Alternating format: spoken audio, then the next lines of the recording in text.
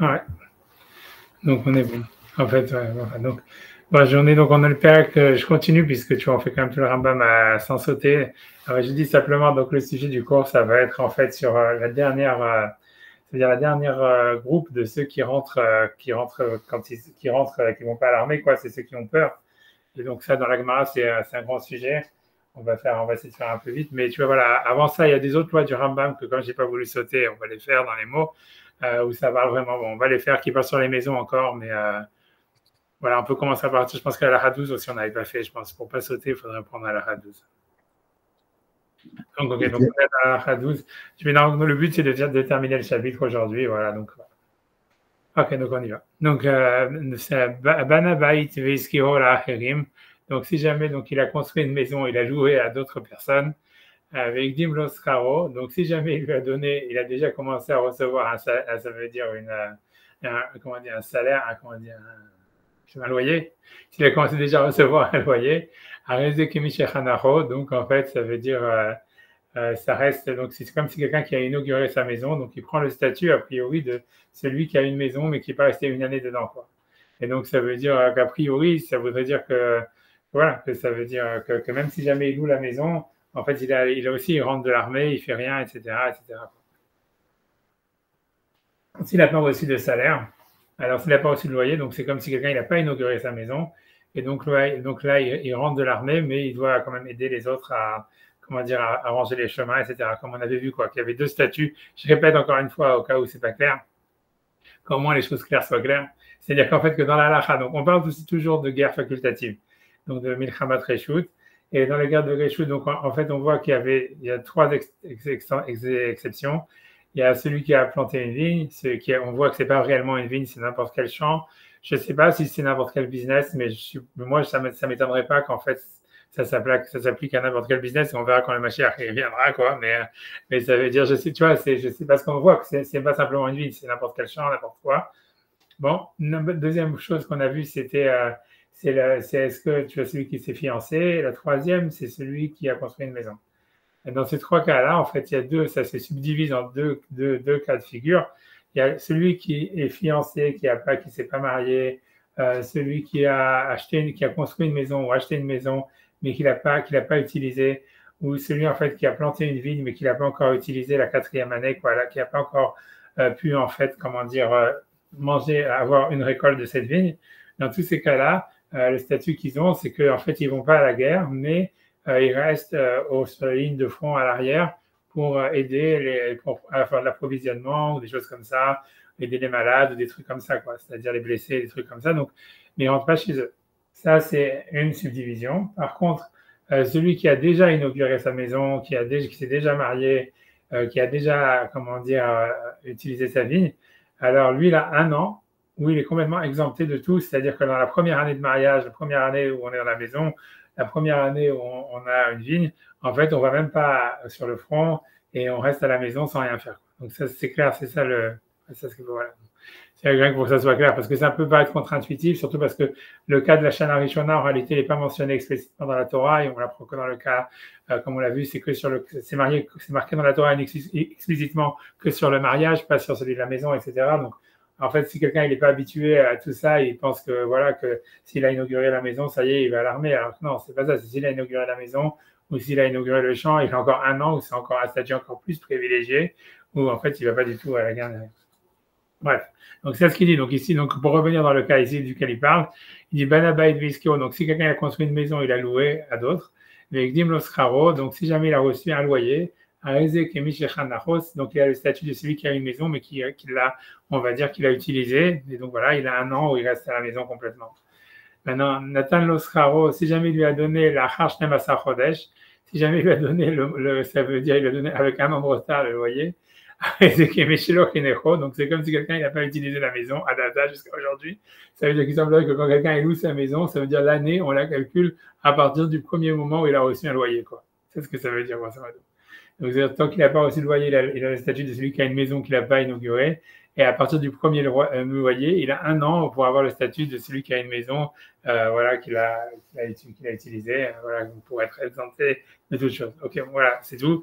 Je sais pas, j'imagine que si j'aurais voulu, on aurait pu regarder des trucs et faire un cours là-dessus, mais voilà, je me suis dit, allez hop, on laisse tomber. J'avance, tu vois. Ensuite, on nous dit dans la Lacha 13, Bana Baïd Venatan Bochafatsa Venal Aleem. Donc l'idée, c'est si jamais quelqu'un l'utilise, donc en réalité, donc ça une maison pour faire un warehouse, pour faire un storage, comment dire, un entrepôt.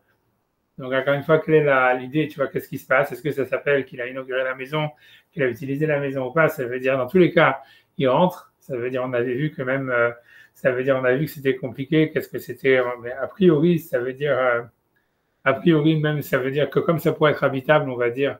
Mais disons, on parle d'ici, on va parler ici d'une maison normale, une maison habitable. Mais lui, il a mis que ses meubles, mais il n'a pas, il n'est pas encore eu le temps de dormir là-bas.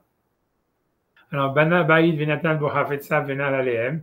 Donc, si jamais, donc en fait, il a construit une maison, il a mis des meubles, et a priori, il n'a pas dormi là-bas, mais il a fermé la maison, quoi. Alors, il dit comme ça. Ou bien, si jamais, comme on a dit, il utilise ça pour mettre, je sais pas, il utilise le garage pour mettre sa voiture, quoi. Alors, on nous dit, Ima Yatsaek Levatel al Shmiratan. Si jamais, normalement, s'il n'avait pas eu cette maison, il aurait dû lui-même garder les objets. Ça veut dire s'occuper de garder les objets, puisqu'il n'a pas d'endroit où les mettre. Ça s'appelle qu'il a donc inauguré sa maison, et donc il a continué, donc ça s'appelle ça veut dire qu'il a commencé déjà à être dans la maison, donc il a 1 an à partir de ce moment-là pour être exempté de toutes choses, etc. Mais si jamais par exemple c'est une voiture dans un endroit safe où on peut la laisser sans qu'il y ait sans avoir de garage, quoi, et il n'y aurait pas eu besoin de gardiennage, quoi. Donc, donc s'il a mis la voiture dans le garage, ça ne s'appelle pas en fait qu'il a inauguré sa maison, puisqu'il aurait pu mettre sa voiture n'importe où. Donc, ça veut dire en fait que voilà, il n'a pas. Là encore, je suis sûr qu'il y aurait eu de quoi faire un cours, mais bon, encore une fois, j'ai tombé et j'avance.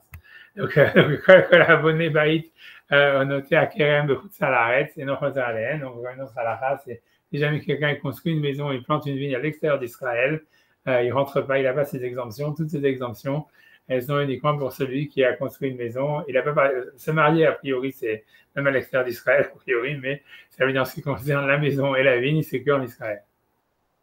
Le mariage, a priori, c'est un chemin à l'extérieur d'Israël. Donc, ça, c'est à la 14. Quand l'abonné baït au noté à Kerem de Salaret, et non Rosalén, donc il rentre pas dessus. Je sais pas non plus, j'ai pas du tout été voir ce qui se passait là-bas, etc. Parce que voilà, je voulais finir le chapitre et je voulais aussi, voilà, donc je vais rester sur la halakha qui reste quand même dans la Gemara, là où il y a le plus on va dire, le plus débattu, il y a le plus de choses. Et on va pas non plus rentrer, je vais pas tellement rentrer là-dedans, je vais pas vraiment Ney Baber, ça, je vais faire Ney Baber, le seul Ney Baber, je vais pas faire un cours très compliqué ni rien, je vais aller. Donc comme ça, donc il y a marqué, donc la dernière exemption, c'est celui qui a peur. Donc ça, on a vu que c'était une exemption qui était en réalité, donc le type même qui a peur, c'est sûr que lui, il doit aller sur le front, assister au discours du Cohen, etc. Et la dernière exemption, elle n'était pas dite par le Cohen, elle était dite par un officier, par le général de l'armée, ou les officiers de l'armée, puisqu'il n'y avait pas de micro, donc on a vu que c'était à plusieurs, quoi. Donc en tout cas, les généraux qui disaient qui est l'homme qui a peur, et qu'il rentre chez lui à la maison, etc. Après, je pense qu'on va regarder un peu les versets. Et donc, on va voir, donc le Rambam il dit qui est l'homme qui a peur et qui a un cœur tendre, la traduction des mots, Kimashmao. Donc, donc Rashi dit, ça veut dire, parce qu'on va voir que la Gemara se demande qu'est-ce que ça veut dire, de quoi il a peur exactement. Et donc, le Rambam il dit Kimashmao, c'est le verset, il apprend au sens littéral. On va voir pourquoi il dit ça, pourrait être, parce qu'en fait, c'est une discussion dans la Mishnah, et ça, c'est l'avis de Rabbi Akiva. Qui dit que c'est simplement quelqu'un qui est je sais pas, ça veut dire qui est tendre et qui a peur, qui est peureux, quoi, qui a des crises d'angoisse. Shen Belibo Koach Lahamod Bekishka Milchama, tu vois, Rambam dit qu'il n'a pas dans son cœur la force de se dresser dans Kishka Milchama, ça veut dire les liens de la guerre, les nœuds de la guerre. J'imagine que ça veut dire en fait que à l'époque, si tu regardes les films, je sais, tu as vu 300, ces films-là, tu vois, c'est déjà où tu regardes plus, ça, c'était déjà, ça veut dire, c'est parce que tu t'es arrêté de regarder les films de geek tu vois, mais ça veut dire, l'idée, c'est que tu vois, c'est que quand tu regardes, ouais.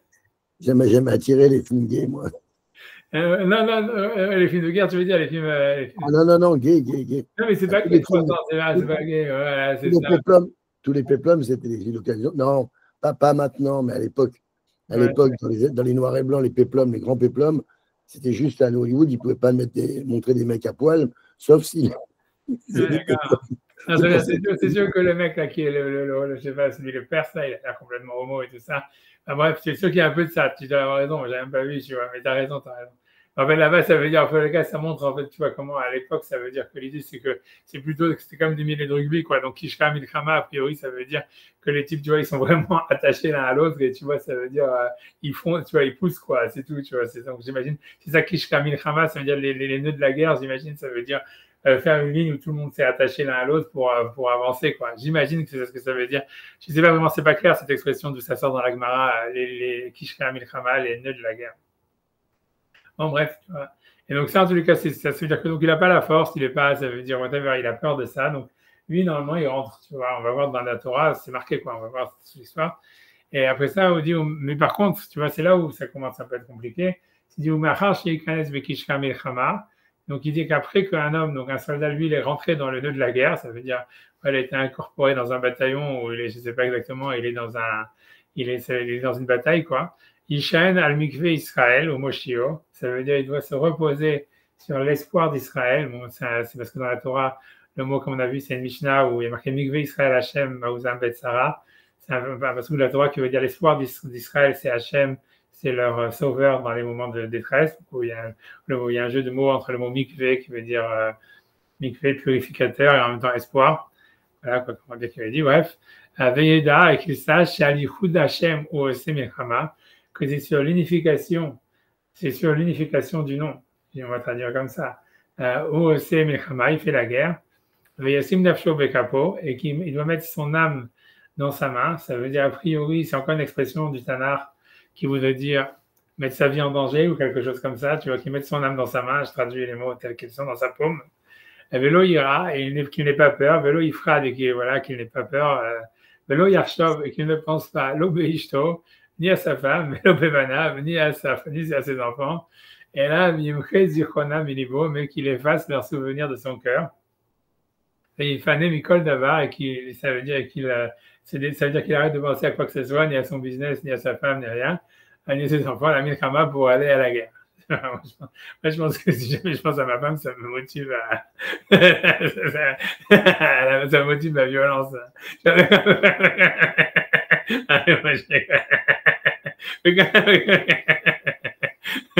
Mes enfants, c'est encore pire. c'est marrant parce que c'est le contraire. C'est le contraire de la Marseillaise, quoi. Ouais, c'est vrai, La Marseillaise, c'est justement, tu penses à ta femme et tes enfants et tu vas leur casser la figure.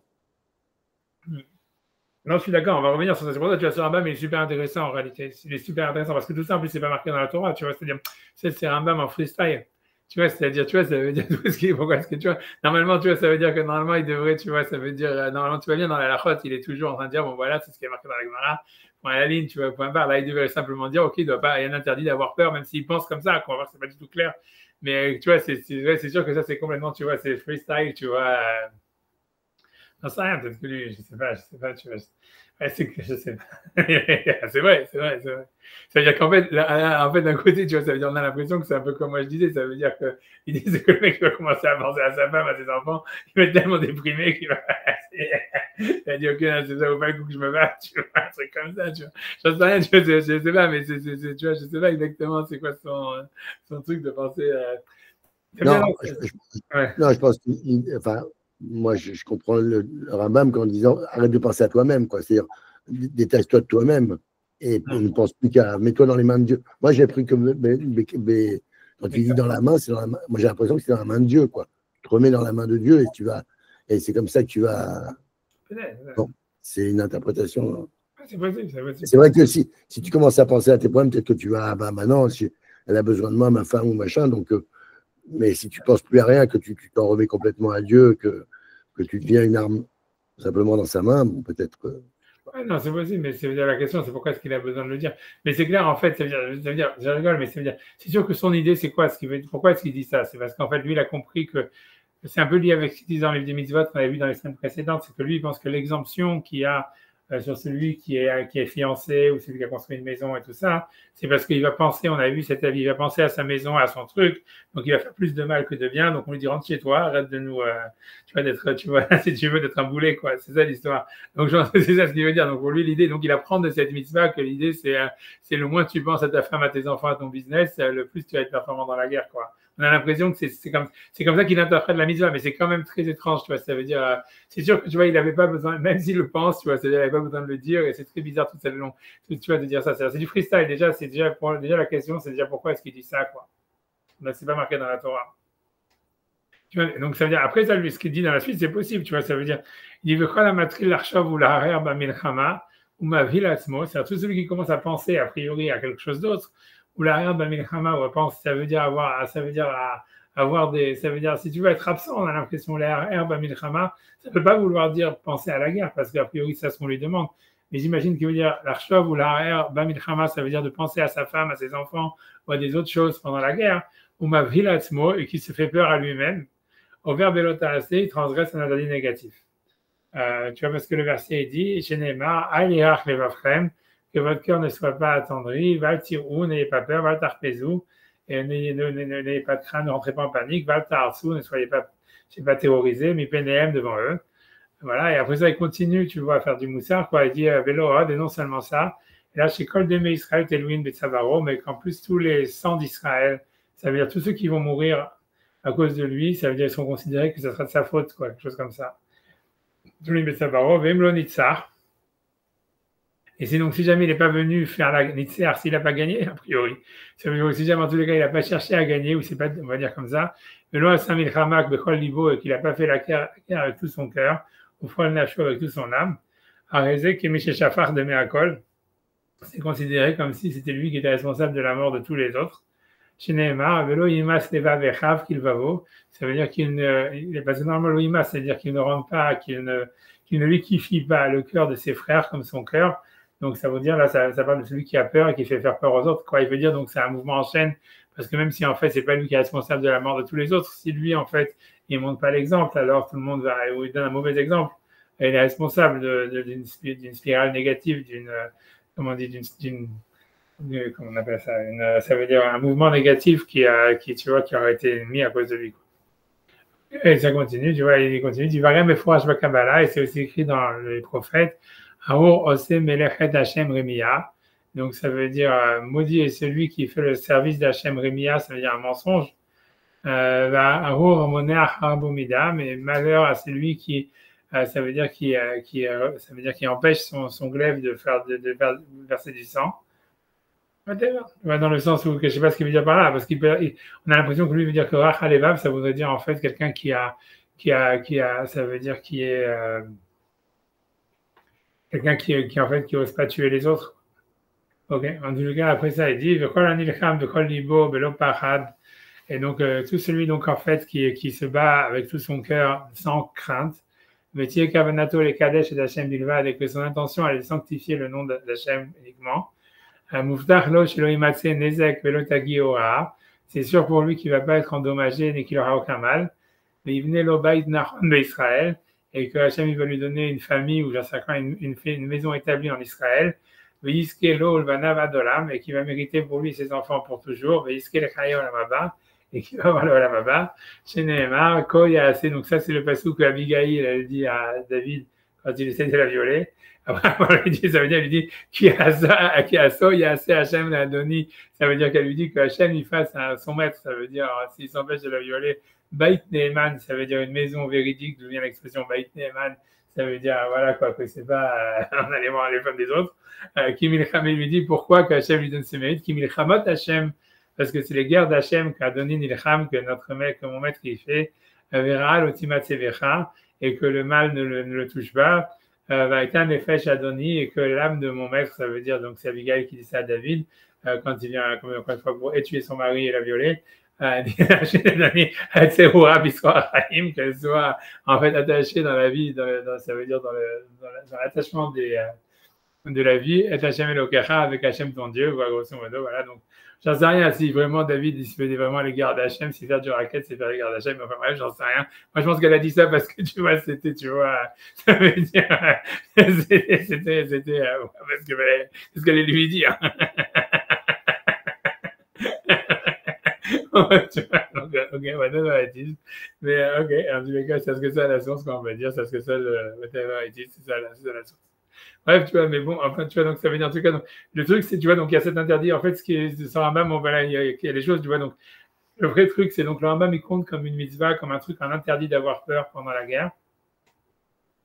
Il y a un petit, il y a un autre, c'est-à-dire, je vais dire, il y a deux points, en fait, vraiment, sur lesquels je vais m'arrêter.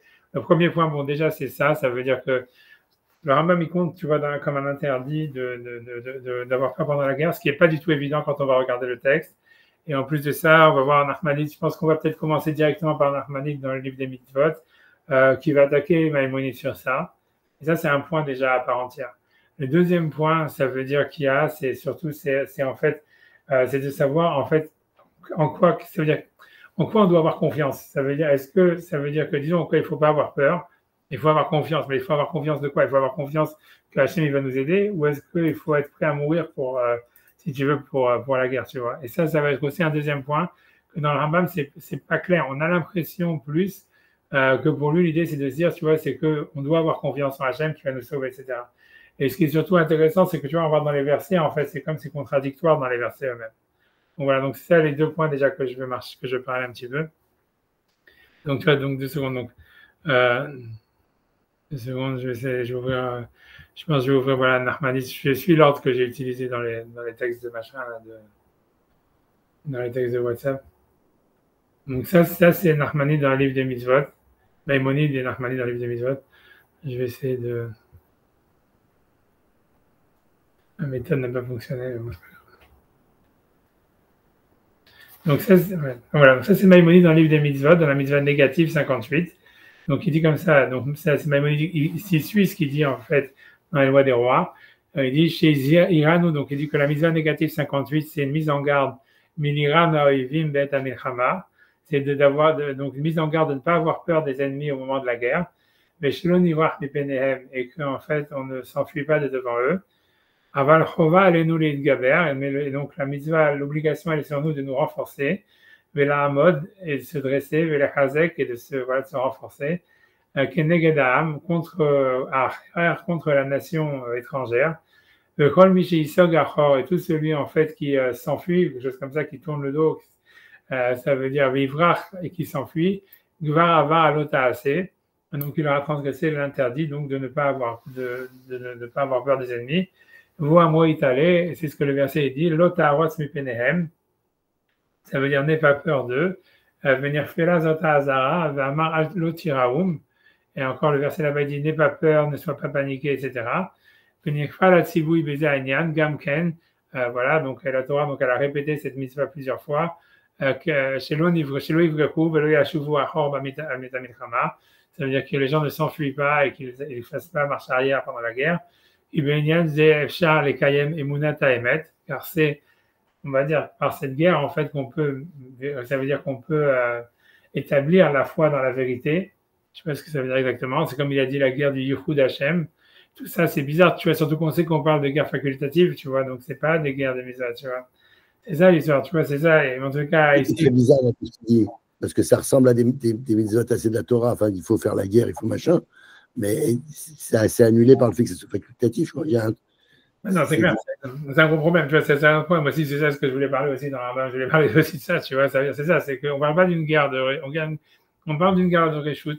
On a vu que la guerre de reshoot, pour à peu près n'importe quoi, quelqu'un peut s'exempter. Il peut dire je vais à la yeshiva, je vais étudier, tu vois. C'est ça l'histoire. Ça, c'est tout ça, c'est des guerres. C'est pas des guerres où il y a Israël est en danger, ou comme on a vu, la définition des guerres de Mitzvah, c'est grosso modo, ou des guerres pour la conquête du pays à l'époque de Yoshua, pour garder les frontières, on va dire, ou bien une guerre de défense, si jamais on est attaqué, quoi. Là, on parle d'une guerre de conquête qui est à l'extérieur des frontières d'Israël et qui est en fait complètement, tu vois, qui a été décidée par le roi, grosso modo, et voilà, quoi, on ne comprend pas vraiment, tu vois, ça veut dire pourquoi ça deviendrait maintenant le Yichud Hashem. Tu sais, dans la halakha qu'on a vu tout à l'heure, il disait, c'est une guerre pour l'unification du nom d'Hashem. Et là, il dit, c'est que ça, ce qui permet de montrer la vérité, ça démontre l'unicité de la foi ou la vérité je sais pas quoi, la foi véridique ou la véricité de la foi. Je sais même pas comment traduire ça, tu vois, je sais même pas ce que ça veut dire. Tu vois, les Kayan, Emunata Emet, ça veut dire, ça permet d'établir la foi dans la vérité. Là, exactement. Tu vois, et je fais des mitzvahs, mais je mini misota. Et on a expliqué ces lois. Donc ça, c'est expliqué dans le Talmud, dans le 8e chapitre de Sota. C'est comme ça, c'est ce que le Rambam, a priori, il est plus ou moins en ligne avec ce qu'il dit dans le livre, qu'on vient de lire, là, dans le Mishneh Torah. La seule différence, voilà, si on veut vraiment, c'est que là, il dit la Emunat Haemet, alors que là-bas, il dit Yichud Hashem. Voilà, mais bon, bref, les deux sont bizarres, quoi, puisque c'est une loi voilà, c'est une guerre qui a été décidée comme ça, quoi. Ouais, et sur ça, en fait, Yann Armanid, tu vois que lui, il attaque sur ça, parce que lui dit, donc il dit Katav Arav, donc lui dit que Maïmonide, il a écrit Va mitzvah nunchet, ça veut dire que la mitzvah 58, chez Nimna Enu Milefached Maoibim, Beshat Amilchama, ça veut dire quoi, Hachem, il nous empêche, il nous interdit d'avoir peur des ennemis au moment de la guerre. Beu Amro, et c'est ce que le verset dit, Lotaros Mipenehem, ça veut dire n'aie pas peur d'eux. Avec Afal Amenia, Lotiraoum, et c'est ce que le verset il a répété en disant n'ayez pas peur. Avec Felou Shotre Hamza Enyan, et donc les généraux de l'armée, ils répètent ça plusieurs fois au peuple. Donc lui dit, le Ram Nachmani lui dit, c'est pas une mitzvah, il dit Vezu Aftacha Velo mitzvah. Ça veut dire, c'est une promesse que, on va dire, c'est une promesse, si tu veux, ça veut dire, grosso modo, c'est un discours de motivation. Il dit, Maïmonide, Nachmanide, il dit, quand tu regardes dans le verset, c'est pas une mitzvah qu'Hachem, il dit à Moshe, dis aux enfants d'Israël, n'ayez pas peur de vos ennemis, etc. Ça fait partie du discours que les généraux, ils disent, à l'armée. Et ça veut dire, pour lui, il voit pas vraiment, tu vois, que ça soit une mitzvah d'Hachem, c'est simplement, voilà, c'est un discours de motivation, quoi. C'est, voilà, c'est, ce qu'il dit, V'zeh Avtacha Velo mitzvah. Ça veut dire c'est un truc pour les rassurer ou pour les motiver, mais c'est pas une mitzvah. Et lui, il apporte une preuve à ça. Il dit, et si jamais c'était un interdit, comment est-ce que après ça, les généraux, ils peuvent dire, que celui qui a peur, qui rentre chez lui. Alors que tu vois, ça veut dire, si c'est interdit, bah, ça ne devrait pas être une option, tu vois, c'est pas, ouais, celui qui veut manger aujourd'hui du porc, qui vient aller au restaurant là-bas, tu vois, ça veut dire. Ah, mais non, le Rambam, il a évité l'écueil. Il a dit, une fois que tu es rentré, tu t'en ailles au départ, oui, mais une fois que tu es rentré dans la guerre, tu es rentré dans la guerre. Ouais, c'est vrai. Quand même, il n'est pas si absurde. Ouais, c'est pas si une absurde. Fois que tu es rentré, tu n'as plus le droit de faire demi-tour parce que là, tu vas jouer, ça va impacter, tu vas influencer les autres. Mais une fois que, voilà, c'est une fois que tu es dedans, tu. Ouais, c'est ce que tu vois. Tu n'as pas de seconde saute. Ouais. T'as raison. Enfin, ce que tu dis, c'est tous les commentateurs, enfin beaucoup de commentateurs, ils disent ce que tu dis, tu vois, ils disent ça. Mais n'empêche que ça reste un problème, tu vois. C'est-à-dire, pour moi, ça reste quand même, je pense qu'il y a quand même un argument dans le fait où, tu vois, si c'était un interdit, ça ne devrait pas être une option, quoi. Ça veut dire, tu vois, c'est ça ce qu'il veut dire. Ok, alors avant la guerre, après la guerre, quelle différence? Ils sont déjà au front quand même, tu vois, etc. Ils sont tous rassemblés, etc. Tu vois ce que je veux dire? Je veux dire aussi, tu vois, c'est comme quand tu dis, ok, cherche un volontaire, il n'y a personne qui est volontaire, c'est un peu la même chose. Si celui qui dit que celui qui a peur qui rentre chez lui, puis tout le monde rentre chez lui, tu vois ce que je veux dire? Tu vois, ça veut dire, au moins, tu vois, ça veut dire, je sais pas, quoi, j'en sais rien, tu vois, je comprends, il y a un argument, je comprends qu'en fait, c'est sûr que Maïmonide fait cette distinction, mais je vais essayer d'expliquer ça, tu vois, mais ça veut dire, c'est clair que c'est ça la distinction, c'est qu'il y a une distinction d'avoir peur, il n'y a pas d'interdit d'avoir peur au moment où il y a le discours, au moment où il y a, en fait, il y a la formation des bataillons. Celle-là, on aurait le droit d'avoir peur et même de rentrer chez soi, et en fait, c'est quand, une fois que la bataille a commencé, qu'il ne faut plus avoir peur. Mais ça reste quand même étrange, tu vois, ça veut dire l'argument, il reste, tu vois, je comprends que, voilà, c'est oui. L'argument sur la mitzvah, oui, après. Mais si tu prends le point de vue de Maïmonide, il peut te dire, une fois que tu es rentré dans la guerre, si tu veux gagner, si tu veux survivre, tu n'as plus le choix, quoi. Enfin, c'est l'impression que c'est ça, quoi. Ouais, non, c'est une fois que tu es rentré dans le truc, vas-y à fond, parce que si tu ne vas pas à fond, tu vas faire une avéra. Qu'est-ce qui va t'arriver? Tu vas mourir pour rien, quoi. Ouais, non, c'est sûr que c'est la suite, t'arrêtes, ça veut dire le schéma. Maintenant, après, c'est vrai que dans les mots, il est fort, Ramban de Nachmanide, il rentre bien dedans, quoi. C'est bien.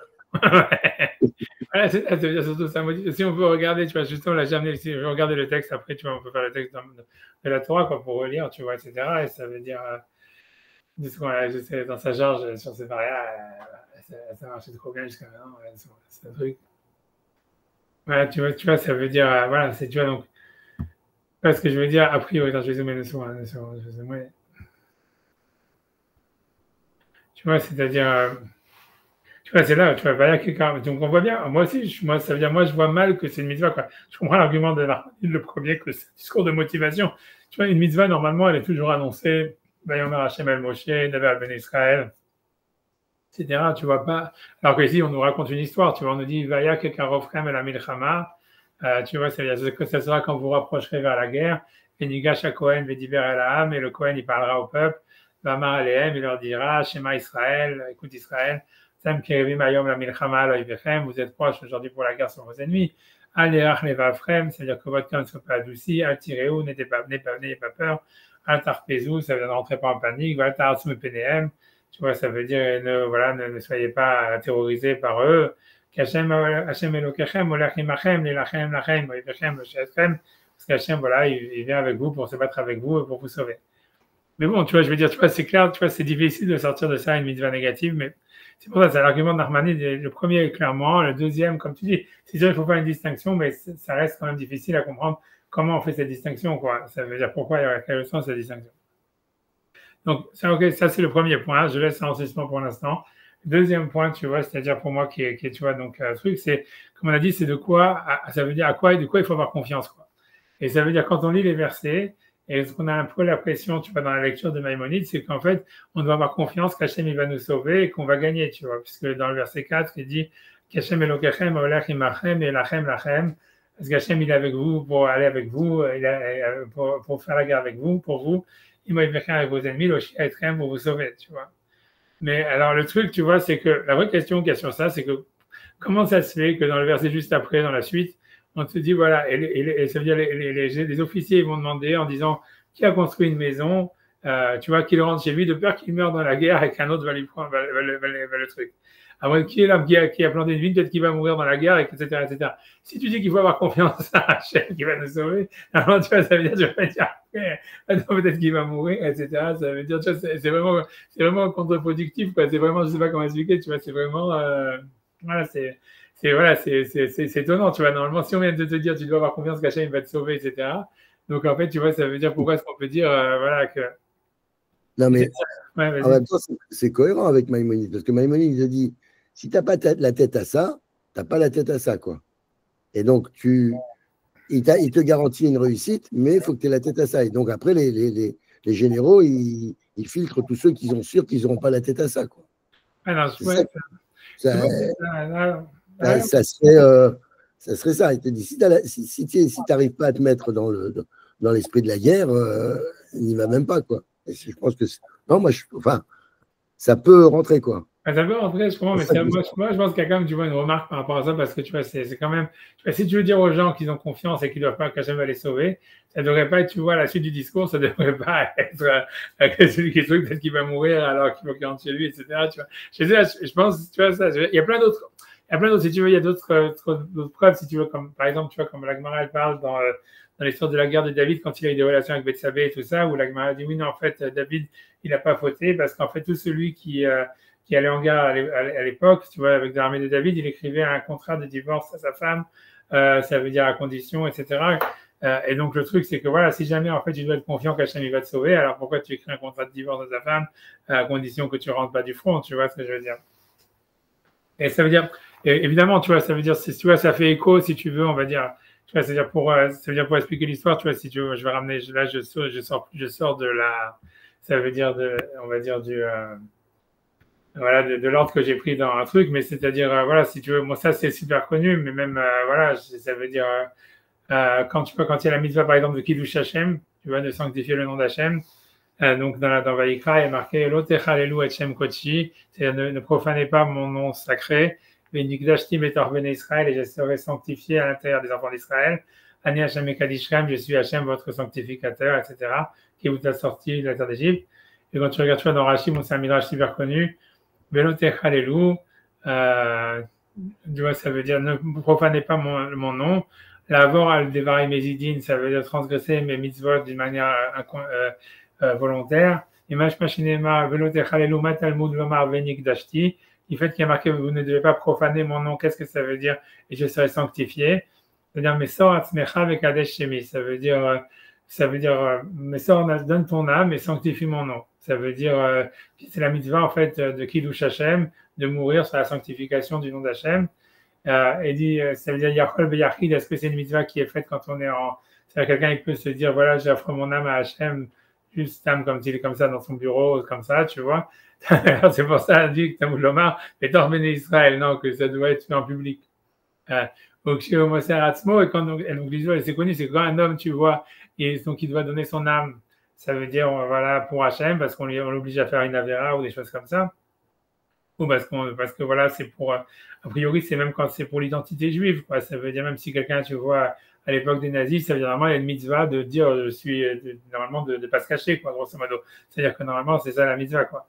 Chez Homoser Atzmo, Yimsor Atzmo Almenat Lamoud, donc, mais le verset, Rachid te dit, c'est la Gemara, etc. Que quand quelqu'un, donc, la misère de faire Messirut Nefesh, c'est de se donner son âme à condition de mourir. Chez Kol Homoser Almenat Nes, parce que si quelqu'un, il met son âme en danger, ou ça veut dire il veut transmettre son âme pour la sanctification du nom d'Hachem, pour qu'on lui fasse un miracle, en aussi plonès, on lui fait pas de miracle. Je gagne Matsinou, Hanania, Michel, Azaria, comme on voit avec Hanania, Michel, Azaria, qui ont été jetés dans la fournaise parce qu'ils ont prié à Hachem, ou parce qu'ils n'ont pas voulu se prosterner à l'idole. Chez l'homme Asman Almenatanes, bien qu'ils ont eu un miracle, quand ils ont voulu donner, quand ils n'ont pas voulu se prosterner, ils l'ont fait à condition de mourir, quoi. Chez Neymar, Ben Loyedia, Levé Lach Malka, et nous on ne sait pas qu'est-ce que Hachem il va faire, ou quelque chose comme ça. Matil Velom Matil, ça veut dire, on ne sait pas si jamais il va nous sauver ou pas, quoi. Ça veut dire que, selon le Midrash, ça veut dire qu'un homme, il doit faire en disant peut-être Hachem va nous sauver, peut-être pas, mais on doit le faire sans avoir l'intention d'être sauvé. Et le Midrash le plus connu sur ça, c'est évidemment avec le frère d'Abraham, Haran, qui a été jeté dans la cour, qui avait dit si jamais Abraham il est sauvé, j'y vais. Et il a dit ok, là il a été sauvé, il est brûlé, quoi. Mais ça veut dire, donc l'idée, c'est que, ça veut dire que d'une certaine manière, on a l'impression, alors c'est vrai que tu vois que dans le Passouk, il y a marqué qu'Hachem, tu vois, il va faire la guerre avec nous pour nous sauver, etc. Et donc, a priori, c'est ça, en tout cas, si on suit le verset de Maïmonide, quoi, qui est donc que l'interdit d'avoir peur, c'est parce que, voilà, n'ayez pas peur parce que, toute cette histoire, voilà, parce qu'Hachem, votre Dieu, il va vous sauver. Alors, ça voudrait dire qu'il faut avoir confiance dans la victoire et dans la salvation d'Hachem. Mais d'un autre côté, comme je dis, ok, alors tu veux dire, de la suite, où ils disent peut-être qu'il va mourir, etc. Alors toi, tu dis, ok, c'est parce que lui-même, il ne sera pas dans la guerre, donc il va mourir à cause de ça. Je dis, d'accord, tu as raison, peut-être que dans les versets, ok, c'est pas self-contradictoire, je comprends ce que tu veux dire, mais quand même, pour moi, ça reste, c'est quand même pas la chose à dire, quoi, tu vois ce que je veux dire, c'est-à-dire, c'est quand même pas super. Ou alors c'est le Kiddush Hashem. C'est-à-dire que, est-ce que quand je vais à la guerre, je dois avoir confiance en Dieu que Dieu va m'aider ou va faire le maximum. Peut-être que pour que Dieu m'aide, enfin, peut-être que dans la volonté de Dieu, c'est que je meure à la guerre pour en sauver d'autres ou pour je sais pour quelle autre raison. Tu vois, c'est se remettre dans les mains de Dieu jusqu'à mourir. Parce qu'en fait, voilà, t'as compris, oui, c'est ça l'option, c'est ça la deuxième option. Tu as tout à fait compris. Mais si tu veux, c'est ça le problème, c'est savoir, c'est quoi la mitzvah, quoi, sur le Rambam. Parce que quand tu vas dans le Rambam, on a l'impression que lui, il veut dire, tu vois, c'est-à-dire, normalement, tu as tout à fait raison, c'est exactement ça. Ça veut dire, a priori, ça veut dire quand tu vois sur la mitzvah qui touche Hachem, et ça veut dire la logique, elle aurait été à cause du fait qu'on te dit peut-être qu'il va mourir dans la guerre, et que quelqu'un va prendre sa maison, etc. Et l'histoire, tu vois, comme on voit avec David, que tous ceux qui allaient en guerre, ils écrivaient un contrat de divorce à leur femme et tout ça. On a plus l'impression que l'idée, c'est d'être prêt à mourir pour Hachem ou pour Israël. Et voilà, et que quoi qu'il arrive, il arrive, quoi. C'est pas d'avoir confiance qu'Hachem va nous sauver. Maintenant, tu vois, ça veut dire, on voit que Maïmonide, par contre, tu vois, quand tu regardes dans le texte, il est vachement plus, tu vois, ça veut dire, dans sa manière de dire, il dit, ouais, non, c'est Hachem, il va vous sauver, et que c'est à ça qu'il faut avoir confiance. Dans le verset, c'est parce que tu comprends, puisque lui, il voit tout comme une mitzvah. Tu comprends, si c'est un discours de motivation, comme dit Nachmanide, alors ok, c'est un discours de motivation. Mais tu vois, quand même, il voit ça comme une mitzvah, on a l'impression que pour lui, dans la guerre, il y aurait une mitzvah de croire qu'on va gagner, ou d'être certain qu'on va gagner, quoi, un truc comme ça.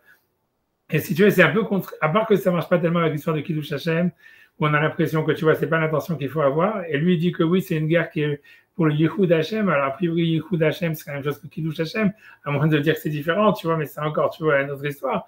Mais a priori, tu vois, c'est peu probable. Mais tu vois, ça veut dire, tu vois, c'est un deuxième point. Ça veut dire que l'idée, c'est, tu vois, c'est comment ça rentre dans les versets, tu vois.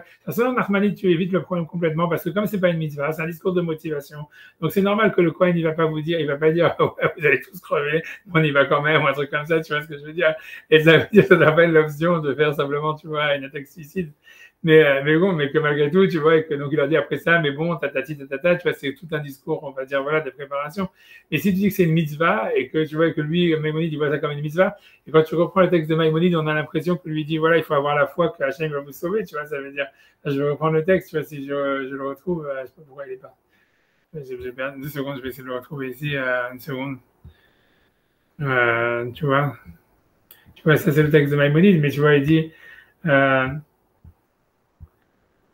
marche pas. 2 secondes, je sais pas, c'est vrai, je vais arriver, je vais comme ça, voilà, ok.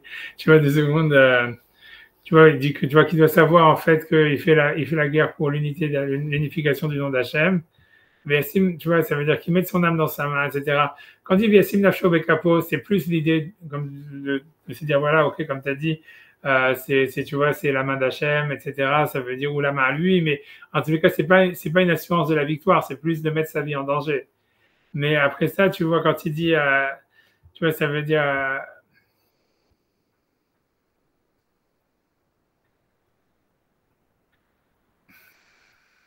Tu vois, parce qu'à moi, il avait dit, le Ifra à moi, parce qu'il dit, voilà, il dit, ok, c'est vrai qu'en fait, c'est pas 100% clair, c'est pas 100% clair, c'est pas 100% clair. Mais en tous les cas, t'as raison, tu vois, c'est pas 100% clair. Et puis, ça serait la seule façon de comprendre pourquoi ceux qui n'ont pas fini leur vie, leur épousaille, leur machin, ils aient cette option-là, parce qu'eux, on a l'impression qu'ils n'ont pas rempli leur vie, quoi. Qu'il y a un truc ce serait pas normal qu'ils meurent à ce moment-là parce qu'ils n'auraient pas rempli leur vie. Mais une fois que tu n'as plus ces freins-là qui font que tu serais un homme incomplet, bon, ben voilà, tu vis pas, mais tu as fait la volonté de Dieu. Moi, je suis d'accord avec toi, ça veut dire, je suis d'accord. Mais en tout cas, mais dans le texte, clairement, du Passouk, c'est pas aussi, tu vois, c'est dans le si on voit ça comme une mitzvah, tu vois, on dit Hachem va vous sauver et tout ça, tu vois. C'est pour ça que c'est compliqué, tout ça. Tu vois ce que je veux dire, moi, pour moi, ce que je veux dire, en tous les cas, c'est des points, tu vois, dans les commentateurs, c'est débattu, tu vois, c'est-à-dire, c'est compliqué, c'est pas, si tu veux, voilà, tu vois, c'est rien que pour dire, tu vois, que c'est pas évident, tu vois, c'est pas évident. Et ça reste compliqué. Tu vois, et ça veut dire, et voilà, donc je voulais parler de ce point, j'ai pas fini, je vais répondre quelque chose, après, n'aie pas peur. Mais je voulais simplement ouvrir, tu vois, les trucs, tu vois, les machins. Après ça, comme je vais simplement faire, tu vois aussi, tu vois, ça veut dire le dernier texte, en fait, de Torah que je vais faire, c'est celui-là, tu vois, simplement pour voir d'où ça sort, en fait, quand même dans la Mishnah et dans la Gemara. Parce qu'il y a quand même, tu vois, des difficultés, je vais simplement dire des difficultés, quoi, sur le texte de Maïmonide, que tu vois, on peut le répondre, mais simplement, voilà, je vais quand même laisser relever. Donc ça, c'est la Mishnah, quand la Mishnah, elle parle donc de l'interdit d'avoir peur. Et donc, puisque donc le verset, il dit, Veyasu Ashotrim le daber el ha'am. Et donc, les généraux, ils vont continuer à parler au peuple en disant qui a peur, etc., etc. Et Rabbi Akiva, il dit, qu'est-ce qu'ils disent donc, Rabbi Akiva Omer, Ayarev ve'ach alevav kemashmao. Donc, ça, c'est ce que Maïmonide, il a cité au début de l'Alacha. Donc, ça, c'est la Gemara en Sota 44, ou quelque chose comme ça, 44. Ça veut dire qui c'est la Mishnah, tu vois, qui a peur, c'est comme le sens littéral. Chez nous, Yahweh la mode Bekishka Milchama, ça veut dire qu'il ne veut pas en fait il veut pas rester devant un front, devant un bataillon, j'en sais rien, mais il va très rêve chez Loufa et voir un glaive qui sort de son étui, quoi. Ça veut dire, ouais. La question, elle est pour ça, parce que Rabbi Yossi Aglili Omer, Ayarev Rachalevav, Rabbi Yossi Aglili dit, c'est celui qui a peur et qui tremble. Les amitiarem in averot shebeyado, c'est celui qui a peur des averot qu'il a fait. Et Firach taltalo à Torah, et kol elu she'azor biglalan, c'est pour ça que la Torah, elle a mélangé avec tous les autres, ça veut dire celui qui a construit une maison et qui n'a pas, etc., pour qu'il n'ait pas honte de dire en fait qu'il a peur des averot qu'il a fait. Et donc ensuite, tu vois, on te dit, et Rabbi Yossi Omer, Rabbi Yossi dit, Almana le Kohen Gadol, c'est si jamais, par exemple, c'était un Kohen Gadol qui est mal avec une veuve, donc on avait vu déjà qu'est-ce qu'il faut le Kohen Gadol dans la guerre, on n'en sait rien, Rochav Halouza les Kohen Idiot, ou une divorcée au Kohen Idiot, et on a même vu que même un Kohen, c'est pas clair qu'il faisait la guerre, mais encore une fois, ça ne va pas encore l'histoire, mais de la Mishnah, on a l'impression comme ça, dans tous les cas, Hamzat les Israël, c'est tout celui qui est marié avec une femme interdite, tu vois, c'est Arezou Ayareva Haleva, c'est celui qui a peur et qui a le cœur tendre. Ça, c'est la Mishnah, tu vois, et ça veut dire, l'idée, c'est que, tu vois, la Gemara va demander, en fait, c'est quoi la différence entre Rabbi Yossi Aglili et Rabbi Yossi tout court. C'est puisque c'est deux avis dans la Mishnah, puisque les deux, ils semblent dire qu'on a peur à cause d'une Avera, mais qu'en fait, l'idée, c'est que Rabbi Yossi, lui, il compte que les mitzvot de la Torah, et Rabbi Yossi, c'est-à-dire qu'il faut que ce soit une Avera, on va dire, quoi qu'il soit objectivement grave, quoi. Alors que Rabbi Yossi Aglili, il dit non, si jamais même quelqu'un, il n'a pas fait de Averot grave, mais dans sa tête, il se sent coupable, alors c'est très. Non, en quoi déjà, tu vois, ça pose un problème, c'est la question est de savoir parce que, je veux dire, je sais pas, on a déjà dû dire ça plusieurs fois, mais on sait parce qu'on a il y a une règle dans la Mishnah que la halakha est comme Rabbi Akiva contre son ami, mais pas contre ses amis. Et donc, déjà, tu vois, ça veut dire que si Rabbi Akiva, en fait, si tu fais le contre, Rabbi Akiva, ici, il est minoritaire, puisque que ce soit Rabbi Yossi, que ce soit Rabbi Yossi Aglili, eux, ils pensent que c'est une peur qui est liée au Averot, pas une peur qui est liée à la guerre. Et donc, normalement, le Rambam, en tous les cas, il n'aurait pas dû donc trancher comme Rabbi Akiva. Ça, c'est une question, tu vois, qui est ramenée dans tous les commentateurs et qui est un peu problématique. La vraie question, c'est même si, ça veut dire, disons que même si il voulait trancher comme Rabbi Akiva, tu vois, pourquoi est-ce qu'il n'a pas ramené les autres avis, quoi? Je veux dire, et disons que c'est pas exclusif, tu vois, ça veut dire, pourquoi est-ce que, tu vois, il a pas voulu, on a l'impression, tu vois, il a pas ramené toute cette histoire-là d'avoir peur de sa vérote, quoi. Alors que, tu vois, c'est clairement un avis dans la Mishnah, tu vois, ça veut dire, tu vois, on a l'impression, et c'est bizarre, tu vois, c'est ça, c'est un problème, c'est-à-dire, voilà, au niveau halachique, ça veut dire, déjà, pourquoi est-ce qu'il n'a pas tranché contre cet avis qui semble être l'avis majoritaire parmi les Tanaïm? Ça, c'est une question, on va dire, tu vois, qui existe. Et la deuxième question, c'est, OK, même si tu penses que pour une raison ou pour une autre, il faut garder le sens littéral du verset, tu vois, alors pourquoi est-ce que quelqu'un, comme s'il doit avoir peur uniquement de la guerre, mais s'il a peur de sa vérote, alors, tu vois, ça veut dire, puisqu'a priori, si quelqu'un, à partir du moment où quelqu'un, en fait, il n'a pas confiance dans Hachem, quelle que soit la raison pour laquelle il n'a pas confiance, tu vois ce que je veux dire, c'est parce que, tu vois, il a peur de ses avérotes.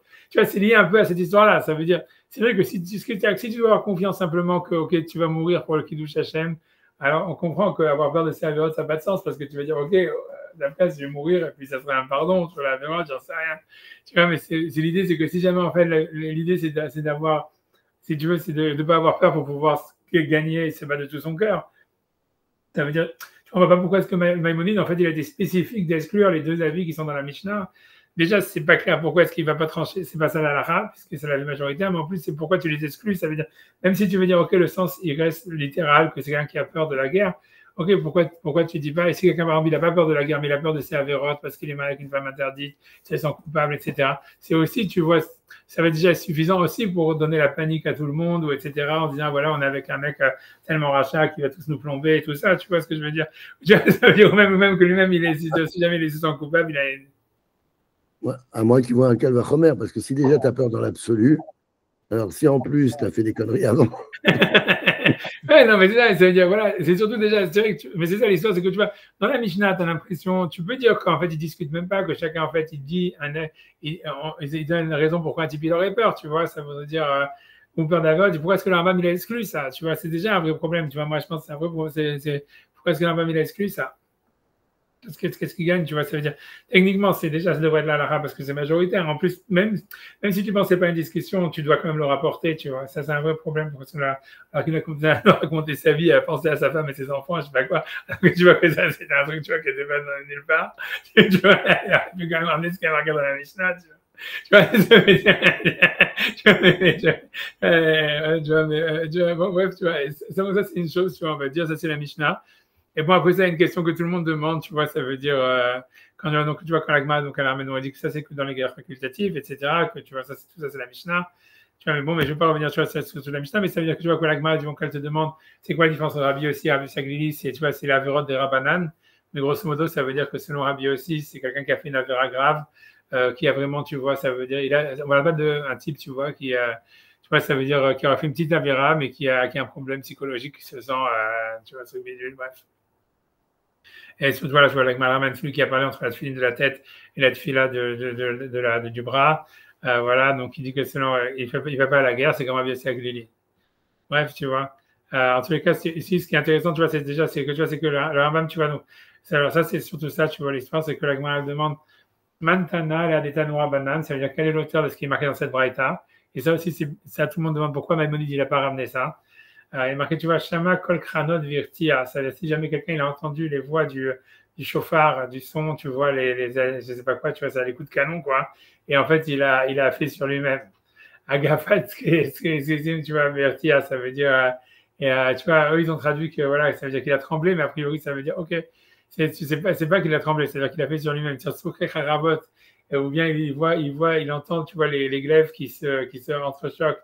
Au moins, il me fait des teams à Birkav et il commence à viser sur lui-même un rosaire et entre, tu vois. Alors, elle dit, Keman, c'est assez l'opinion de qui Rabbi Akiva. Lima Rabbi Akiva, est-ce qu'on va dire c'est l'opinion de Rabbi Akiva, de Rabbi Yossi Aglili, et pas celle de Rabbi Yossi Aglili, puisque c'est Rabbi Akiva qui a dit que la peur dont on parle, c'est une peur de la guerre. Et donc là, ici, évidemment, comme ça veut dire qu'il a complètement, tu vois, paniqué, donc ça veut dire que c'est la peur de la guerre. On m'a dit non, Béafilo Rabbi Yossi Aglili modé, ça veut dire Rabbi Yossi Aglili est d'accord que ça aussi, c'est une exemption, dire-t-il, de l'eau, il m'a cette leva marquive qu'il va vaut, qu'il ne fasse pas paniquer tout le monde comme lui-même, etc. Mais ça veut dire déjà, on voit que du fait que l'Agma a posé la question, ça veut dire déjà que ça veut dire la vie de Rabbi Yossi Aglili est considérée comme principale, etc. Et ce que tout le monde demande sur Maïmonide, c'est comme ça. D'abord, il demande, puisque cette braïta est sur l'opinion de tout le monde, pourquoi est-ce qu'encore une fois, Maïmonide, il n'a pas rapporté? Parce que son habitude, c'est de ramener tout ce qui est marqué dans la Gemara quand même. Et ce cas-là, tu vois, il n'a pas rapporté, mais c'est surtout la question que tout le monde demande, c'est ça, mais toi, tu vas me dire tout de suite la réponse, c'est qu'ils disent comme ça, ils apportent ça comme une preuve contre Maïmonide en disant que si jamais c'était une avéra d'avoir peur, donc comment est-ce que la Gemara, Rabbi Yossi Aglili, qu'est-ce qu'il a dit? Il a dit que celui qui a peur, c'est qu'il a peur des avérotes qu'il a faites. Donc, comment est-ce que la Gemara peut poser la question en disant ah, si jamais quelqu'un il a fait ses besoins devant la guerre, alors si tu veux, et sinon, ça c'est que la vie de Rabbi Akiva et pas la vie de Rabbi aussi. Même si on a peur d'Avéroth, à partir du moment où c'est une peur, avoir peur, c'est une Avéra, selon Maïmonide, c'est un lota assez. Donc voilà, c'est une Avéra, tu vois.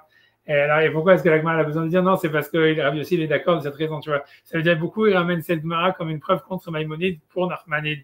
En fait, en disant que, tu vois, si on voit de là si avoir peur, ce serait une avéra, donc le type déjà il devrait rentrer parce qu'il a fait une avéra, donc il n'y a pas de question.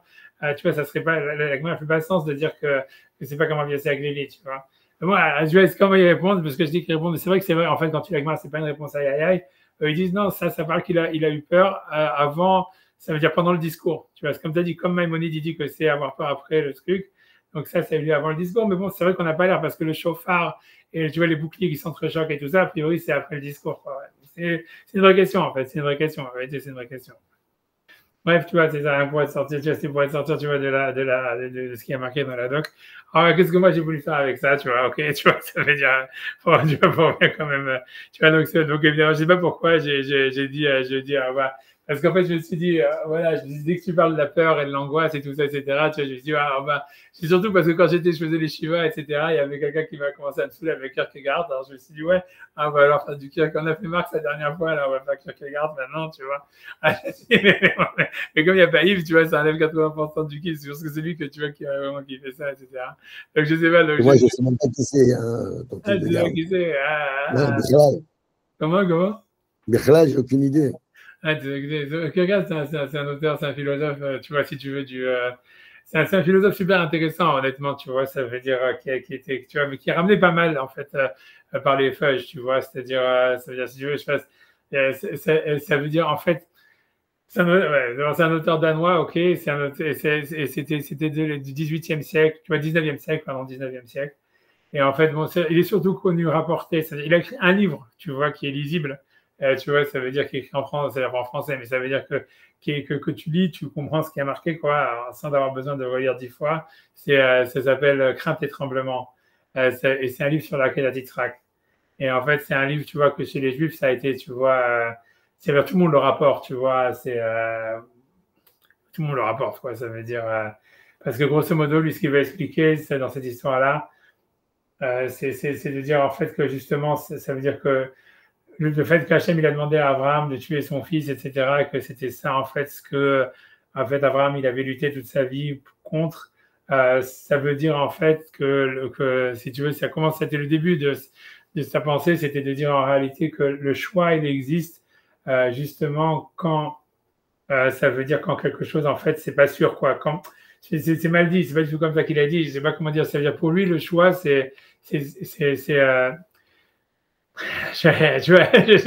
pas comment expliquer, ça veut dire, c'est dire que c'était un Isaïon, ça veut dire que c'était une épreuve pour Abraham de faire la Kedah, justement parce que moralement, ça pouvait pas se justifier, quoi. Ça veut dire que si jamais, en fait, Hachem, il lui avait dit, je sais pas, imagine qu'Abraham, il avait fait, je sais pas, 50 millions de dollars et que Hachem lui avait dit, donne tout ton fric à la Tzedaka, tu vois, ça veut dire que ça aurait pas été un Isaïon, tu vois, ça aurait pas, voilà, ça aurait pas eu un truc. C'est parce qu'il lui a demandé de tuer son fils que c'est pour ça que c'était un Isaïon. Et parce que tu vois, et donc voilà, donc pour lui en fait, pour lui après c'est un, donc lui comment ça veut dire ça, c'est le début de sa pensée, si tu veux, en fait, si tu veux au début de la, ça veut dire de la philosophie, de sa philosophie, ça commence avec ça. C'est surtout parce que c'est le seul truc compréhensible, tu vois, ça veut dire voilà, ça veut dire après, voilà, après ça, qu'est-ce qu'ils ont fait avec ça les Juifs? Moyen, tu vois, ça veut dire honnêtement, tu vois, ouais. Ça veut dire, les Juifs, ils n'ont pas compris. C'est-à-dire que, tu vois, je vais expliquer l'histoire. C'est que quand tu vois, celui qui en a parlé le mal, tu vois, c'est, comment il s'appelle, c'est Yeshayahu Levovitz et tous ces machins-là. Bon, qui, en général, tu vois, ça veut dire, tu vois, tous ceux, et aussi, tu vois, JB et tout ça, ça veut dire, tu vois, Slovaïchik, tu vois, JB, Slovaïchik. Tout cela, en fait, ils en parlent mal parce qu'ils n'ont rien compris. Tu vois, c'est parce qu'en fait, tu vois, pour eux, ils ont pensé que ouais, ça veut dire en fait que ouais, la morale, elle a rien à voir avec la Emouna ou des trucs comme ça, tu vois, et qu'en fait c'est comme si jamais, tu vois, ça veut dire une lecture, on va dire, si tu veux une lecture, on va dire superficielle de Kierkegaard, surtout du Cœur des tremblements, si on lit pas les autres livres, tu vois, ça peut s'arrêter en fait à ça s'arrête à dire ouais, c'est-à-dire les Juifs, ils ont été surtout les penseurs de droite juifs, tu vois, comme J.B. Sloveitchi, comme tu vois, comme Michel Lebovis, comme tout cela, parce qu'ils sont ceux qui, en fait, tu vont ramener Kierkegaard. Tu vois, ils ont dit, ouais, ça veut dire quoi? Il veut dire, en fait, que la Emouna, c'est pas lié avec la morale, la Torah, c'est le contraire de ça, etc. Et donc, voilà, ils ont simplement une vision super critique par rapport à lui, en disant que, voilà, bref, tu vois, c'est un catho, c'est un chrétien, que tu vois qui n'arrive pas à définir le bien et le mal, et tout ça, etc. Et tout ça. Tu vois, c'est ça, c'est ça, tu vois, ce que ça a donné. Mais en réalité, tu vois, Kierkegaard, c'est un auteur super, super important parce que, en fait, si tu veux, c'est la base de toute la philosophie existentielle, tu vois, ça veut dire Sartre et tout cela, et en fait, ils viennent de lui, tu vois. Et parce qu'en fait, c'est beaucoup plus compliqué que ce que ça en a l'air de ce qu'il dit, tu vois, dans le Cœur des tremblements. Et ça veut dire, parce que lui, ce qu'il va expliquer, tu vois, on va voir ce passage justement, tu vois, tu vois, qu'on va lire, tu vois, ces quelques lignes, tu vois, mais c'est parce que lui, en fait, c'est sûr que la chose sur laquelle il réfléchit énormément, c'est sur l'angoisse, tu vois. Et lui, en fait, il veut dire, et sur l'anxiété. Et que lui, en fait, lui, il pense, et ça va être la racine, si tu veux, de la philosophie existentielle, c'est que lui, il va faire une corrélation, une idée très simple, il va dire qu'en fait, plus on est libre, plus on est anxieux. Ça veut dire, et ça va parce qu'il dit, et ça va être utilisé vachement, par exemple, pour les penseurs comme Sartre, Heidegger et tout ça, c'est qu'ils vont dire, voilà, pourquoi est-ce que dans notre société, on est tellement anxieux? C'est parce qu'on a plein d'options. Et plus tu as des options, plus tu es anxieux. Et tu vois, et donc pour lui, et tu vois, et si tu veux, tu vois, est-ce que Kierkegaard il va dire, oui, en fait, et c'est ça ce que la Torah, en fait, si tu réfléchis, c'est ça ce que la Torah, en fait, les Juifs, ils ont par rapport aux Grecs. Ça veut dire que les Juifs, ils ont en fait une position, ils aiment l'anxiété et ils pensent que c'est un truc positif parce que ça veut dire que tu es libre. Alors que les Grecs, ils ont toujours voulu tout résoudre en disant ouais, tout est logique, tout est connaissance, tout est bonheur, machin, là. Et que tu vois, et c'est ça en fait, tu vois, et ça veut dire le truc, c'est parce que voilà, comme personne n'a, tu vois, ils ont pas lu, tu vois, je pense que c'est très vrai, il y a quelque chose de très vrai là-dedans. Tu vois, évidemment, hein? C'est exactement la scène de Woody Allen là, qui ouais, exactement. En disant vous avez l'air heureux. Ben oui, on ne se pose pas de questions.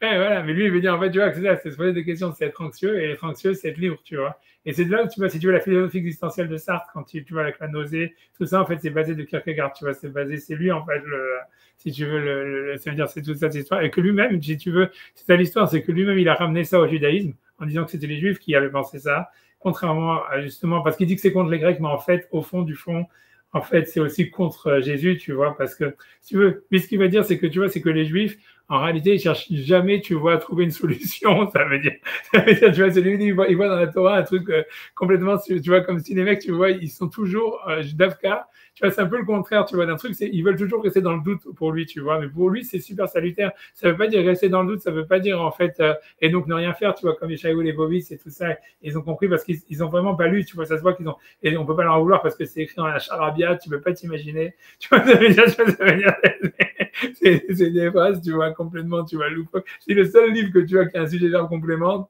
c'est Grain des tremblements. Les autres, c'est, tu vois, c'est des compléments de noms les uns après les autres, tu vois, tu comprends même pas c'est quoi le début de la phrase, la fin de la phrase, tu vois. C'est pas si... Au début, je crois que c'était les traducteurs qui étaient mauvais, mais moi, je connais pas le danois, mais j'imagine que ça doit pas être tellement plus clair en danois. Tu vois, mais, en tout cas, tu vois, mais ça veut dire, voilà, mais si tu veux, voilà, on va dire, tu vois, là, que je veux dire, je vais pas pour moi, là, pourquoi pour moi ça c'était du pain béni? Parce que voilà, avec ça, tu vois, tu réponds toutes tes questions, tu vois, ça veut dire, tu veux comprendre en fait que l'idée, parce que pour lui, l'idée, c'est pourquoi est-ce qu'il y aurait une mitzvah en fait de douter quand justement, et que d'avoir, en fait, c'est qu'il n'y a pas d'interdit d'avoir peur, donc au contraire, on voit que le Cohen, il va dire, attends, peut-être vous allez mourir et tout ça, c'est qu'en fait, l'idée, c'est que tu dois avoir l'anxiété pour pouvoir choisir, tu vois. Et c'est ça ce que Maïmonide veut dire. Ça veut dire qu'au début, si tu n'as pas été anxieux et que tu es allé comme si tu allais en colonie de vacances et tout ça, donc ça veut dire que tu n'as jamais choisi vraiment en fait de te battre, tu vois. Ça veut dire en fait, c'est avoir peur, ça fait partie en fait du processus de décision d'avoir choisi ensuite, tu vois, d'avoir fait un choix, de dire je décide d'aller me battre, etc. Et c'est à ce moment-là en fait que tu as l'interdit d'avoir peur et que en fait la peur elle est trouvée, etc. Tu vois. Donc c'est grosso modo c'est cette idée, tu vois, que je voulais. Ouais, mais c'est génial, mais c'est marrant parce que moi j'ai un exemple vécu de ce truc-là qui n'est pas du tout dans la guerre, mais dans le commerce. Quand j'étais avec un client et qui voulait acheter un truc, alors il prenait le truc en main, machin, tout allait bien. Mais dès qu'il en prenait un deuxième, j'avais pas de vente parce que je savais que le mec allait mettre le doute en lui, et le choix, et ça, il n'y arrivait plus, quoi. Et le mec, il reposait les deux, il se barrait à chaque fois. Dès que tu mets dès que tu offres le choix, bah, tu crées l'angoisse, tu crées le stress, et le gars, il partait sans rien acheter, quoi. Ça me tuait. Alors, j'avais réussi, tu vois, et finalement, voilà, c'est exactement ça, parce que, mais c'est exactement les mêmes mécanismes. Je comprends ce que tu veux dire. Je vais amener le texte de Kierkegaard, et tu vois, ça veut dire ce texte, tu vois, donc je fais ça, et après ça, il faut aller sur la page 81, tu vois, j'ai retrouvé, attends 2 secondes, c'est là où il parle, j'espère que je vais y arriver. Je sais pas comment faire, il faut que j'aille ici, 2 secondes. C'est pour ça que j'ai marqué non, espérons que je ne me suis pas planté, tu vois. Tu vois, je prends juste un paragraphe, juste, tu vas partir le judaïsme par là, précisément dépasser l'hellénisme. Tu vois, je vais lire de là à là, tu vois, parce que c'est déjà, tu vois, si tu vois, donc il dit, tu vois, dans ce phrase, donc ça, c'est un livre qui s'appelle, ça, c'est dans le livre qui s'appelle Le concept de l'angoisse. Tous ces livres, c'est, tu vois, moi, j'ai utilisé ça quand j'étais petit. Tu vois, c'est tous les mecs qui étaient super angoissés. Tu vois, quand moi j'étais petit, moi, j'étais hyper angoissé et tout ça, etc. Donc, moi, j'adorais ces trucs-là. Ça veut dire, tu vois, ça veut dire, non, c'est pas mal, honnêtement, tu vois, c'est vraiment, voilà. Mais, tu vois, et après ça, il y a la maladie du désespoir qui est encore mieux, tu vois, ça veut dire, c'est vraiment, parce qu'après ça, l'autre livre qu'il a écrit, c'est sur Job, tu vois, lui, son grand truc, c'est Job, tu vois. Et c'est sur, tu vois, c'est la relation, justement, tu vois, qu'encore une fois, lui, ce qu'il veut dire, c'est que Job, en réalité, il kiffe le désespoir, tu vois, et qu'il dit, en fait, tu vois, les Juifs, ils ont ça, tu vois, ça veut dire, tu vois, et c'est ça le véritable bonheur, c'est ça comme ça qu'il faut être, tu vois, ça, pour lui, c'est ça, c'est là où tu es dans la liberté, quoi, c'est tant que tu peux essayer d'échapper, en fait, tu vois, tu n'es pas dedans. En tout cas, j'ai le passage, tu vois, qui est intéressant, tu vois, donc il dit là-bas, le judaïsme, par là, précisément, dépasse l'hellénisme. Et ici aussi, parce qu'il veut dire, c'est pas dans le rapport à l'angoisse, il va le dire ici, tu vois, et là, tu vas avoir une phrase comme ça avec 4 compléments de nom. Et ici aussi, on peut voir tout le rôle de la sympathie dans l'angoisse de la faute. T'as compris, ça veut dire, hein, avec du fait qu'à aucun prix, le judaïsme ne l'échangerait contre ce que la légèreté grecque traduit par destin, bonheur et malheur. Tu vois, donc ça, ce que tu vois, ça veut dire, voilà, c'est que tu vois que les Juifs, ils ont resté dans ce truc-là parce qu'ils veulent pas, ils n'ont pas voulu expliquer. Ça veut dire, ce qu'il veut dire, c'est que le fait même que dans Chet Adam Arishon, par exemple, on comprend pas c'est quoi l'enjeu ni rien, et que tu vois, c'est parce qu'en fait, tu vois, c'est parce qu'en fait, c'est justement, c'est pas besoin, il faut pas l'expliquer, il faut rester dans l'angoisse de qu'est-ce que c'est la liberté, tu vois, c'est ça l'idée. Tu vois, donc dès que tu vas commencer à expliquer, en fait, déjà, t'as falsifié la Torah, tu vois. Et après ça, lui va expliquer que toute l'histoire des corbanotes, ça marche comme ça. Lui, il pense que les corbanotes, c'est en fait, c'est pour générer l'angoisse. Tu vois, c'est ça le critique, ce qu'il dit. Là, je dis, tu vois le truc, il dit l'angoisse incluse dans le judaïsme est celle de la faute. Ça veut dire, tu vois, ça veut dire qu'on a angoisse. C'est pas la faute elle-même, mais parce qu'il a expliqué que l'angoisse de la faute, c'est le contraire de la faute. Parce que quand tu as fait la faute, en fait, tu n'es plus angoissé, quoi. Tu vois. Mais bon, c'est un truc, tu vois, tu vois, il faut. C'est tout le verbiage, tu vois. Il dit la faute, en effet, est une puissance qui se répand partout et que personne, cependant, ne peut au fond comprendre, alors qu'elle couvre sur l'existence. Ok, bref. Aussi n'est-elle explicable que par une chose de même nature, de même que l'oracle répondait au destin. Donc, bref, tu vois, il dit à l'oracle des païens correspond chez les juifs le sacrifice. Mais le sacrifice non plus n'est compréhensible à tous. Là agit le tragique profond du judaïsme qui a son analogue dans le comportement païen à l'oracle. Le juif a recours au sacrifice, mais en vain, car le vrai secours serait que le rapport équivoque de l'angoisse à la faute fut aboli et fit place à un rapport réel posé par le repentir. Mais c'est ce qui ne se passe point. C'est-à-dire, tu vois, on voit que dans la Torah, comment tu fais la capara des fautes, c'est par des corbanotes, c'est pas par la teshuva. Et c'est ce qui se passe point. Voici le sacrifice devient-il équivoque, c'est qu'exprime le fait de sa répétition. Ça veut dire qu'on en perd tous les jours. Parce que Hachem, il a déjà mangé, pourquoi tu vas lui redonner à manger, tu vois? Je veux dire, la conséquence extrême serait un scepticisme total si l'on se mettait à réfléchir sur l'acte même du sacrifice. Mais lui, ce qu'il veut dire en fait, c'est que l'idée, c'est qu'on veut entretenir une angoisse en disant, tu vois, est-ce que, en amenant des sacrifices tous les jours, etc., on entretient, tu vois, est-ce que Hachem nous a pardonné ou pas, est-ce que le truc, et on reste dans ce système, tu vois, en fait, on est dans une angoisse. Et pour lui, l'idée, c'est que l'angoisse, ça montre qu'on est libre, tu vois.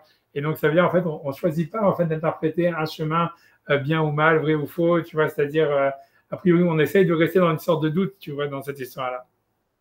Et pour lui, tu vois, c'est ça ce qui fait que, en fait, justement, on peut après choisir, etc. Tu vois, ça veut dire.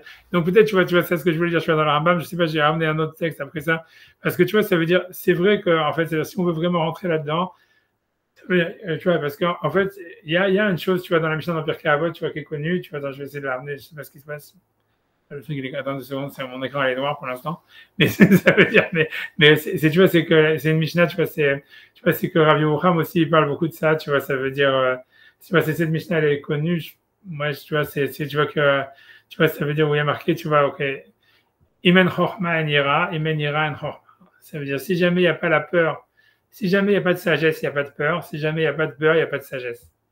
Et tu vois, ça veut dire, et tu vois, l'idée, tu vois, la peur, alors c'est sûr que les gens ils vont dire, ouais, c'est la peur d'Hachem, mais a priori, c'est pas ce qui est marqué dans la Mishnah. Et quand tu regardes, tu vois, en fait, l'idée, c'est que, grosso modo, ça veut dire, en fait, la raison pour laquelle on a peur de quelque chose, en général, c'est parce qu'on a une connaissance de quelque chose. Tu vois, comme l'exemple, tu vois, par exemple, tu vois, un petit enfant, tu vois, s'il est à côté, je sais pas, d'un crocodile, il va pas avoir peur parce qu'il a jamais été mordu par un crocodile. Ou même quand tu mets la main sur un feu, tu vois. Mais donc, ça veut dire c'est quand tu connais que tu as peur, tu vois.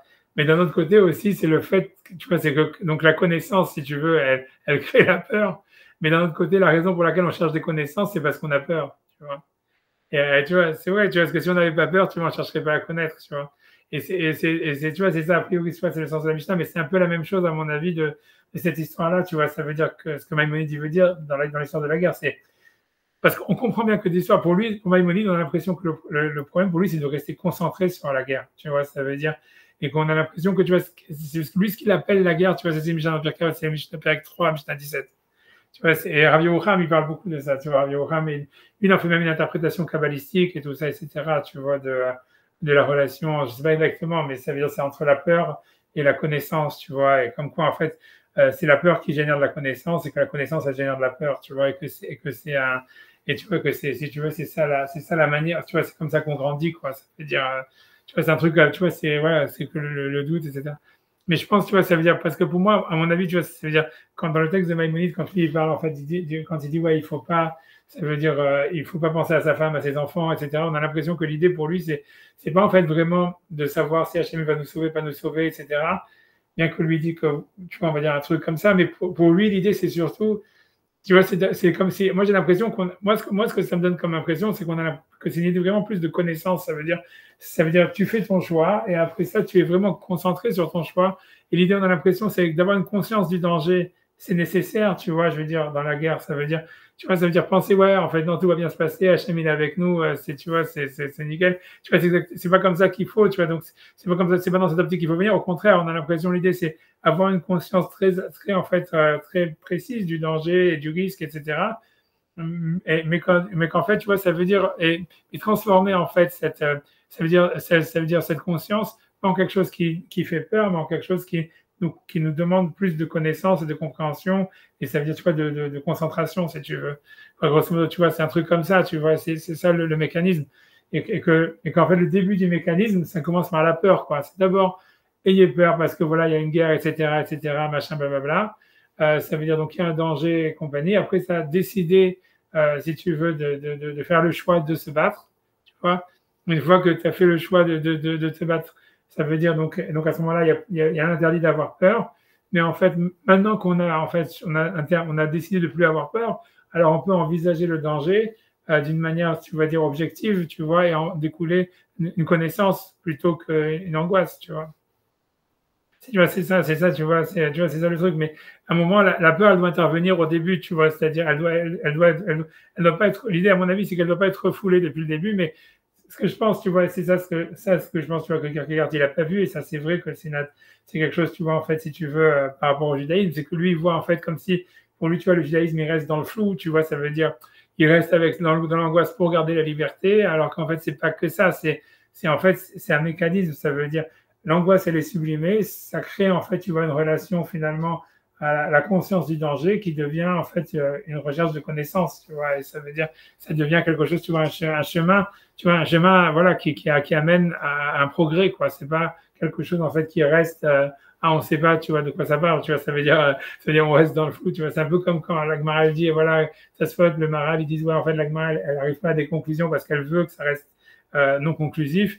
Et ça veut pas dire oui, et donc, en fait, on reste complètement, tu vois, dans les normes. C'est, en fait, on avance, en fait, parce que dans cette non-conclusion, il y a quand même une conclusion, tu vois, quelque part. Ça veut dire, il y a un chemin, il y a, comment dire, une direction, en tous les cas. Il y a une direction, ça donne une direction. C'est-à-dire la volonté de, tu vois, c'est le fait de chercher, de commencer à avoir peur et de chercher la sagesse à cause de la peur. En fait, ça entraîne que finalement, c'est vrai qu'on garde une peur de se tromper, mais en fait, ça nous entraîne en fait à chercher plus de sagesse et donc tu vois, rester plus concentré, tu vois, sur ce qu'on fait. Et donc c'est un chemin, tu vois, dans l'histoire. Tu vois, je veux dire, tu vois, par exemple, tu vois, je revois un dernier passage, un autre passage du Kayar qui est encore plus abscon que l'autre sur les corbanotes, mais ça veut dire, tu vois, mais ça, mais c'est, je sais pas, tu vois, c'est, tu vois, ça veut dire, je sais pas, j'ai fait le même truc, mais il faut aller, je pense, dans une autre page. C'est pour ça que j'ai mis à la fin, page 54, où, tu vois, quand là-bas, il parle sur la tsniout, parce que pour lui, en fait, pour expliquer l'histoire, c'est que quand il parle, en fait, sur la faute du premier homme, tu vois, pour lui, c'est un choc, tu vois, que, en fait, de tout ce que Adam, il a après avoir mangé, je vais mettre le texte après, tu vois, c'est en fait qu'il doit se cacher parce qu'il a honte. Et parce que, tu vois, il est nu, etc. Et pour lui, tu vois, il comprend pas, en fait, ça veut dire, il se demande, mais, tu vois, qu'est-ce que ça veut dire, tu vois. Et pour lui, en fait, l'idée, tu vois, donc pour lui, l'idée, c'est de dire, en fait, que voilà, il a appris, en fait, justement, le fait de se couvrir, c'est en fait, tu vois, c'est de faire, tu vois, c'est de rester dans le doute par rapport à son état, tu vois, un truc comme ça, tu vois, ça veut dire, tu vois, en fait, je décide, tu vois, de pas, tu vois, ça veut dire de le couvrir, mais, tu vois, donc j'ai honte, tu vois, un truc comme ça, c'est de rester une zone de flou. Et tu vois, tu vois, et comme un peu dans les corbanotes, tu vois, c'est comme il parle sur les corbanotes en disant, en fait, voilà, tu sais en fait que voilà, tu fais un corban, c'est ça qui va te pardonner tes fautes, mais en fait, tu vas en faire un deuxième le lendemain et tous les jours parce qu'en fait, tu n'es pas sûr que le sacrifice il est accepté. Donc, tu sais pas, en fait, tu vois, tu es dans un truc comme ça, tu vois. Mais encore une fois, pour lui, c'est pas négatif, c'est positif. Mais ce que je pense, tu vois, ce qu'il a pas vu, c'est que en réalité, tu vois, bon, c'est un peu, tu vois, complexe, je vais le faire dans le texte, tu vois, mais c'est vraiment, ça te montre, tu vois.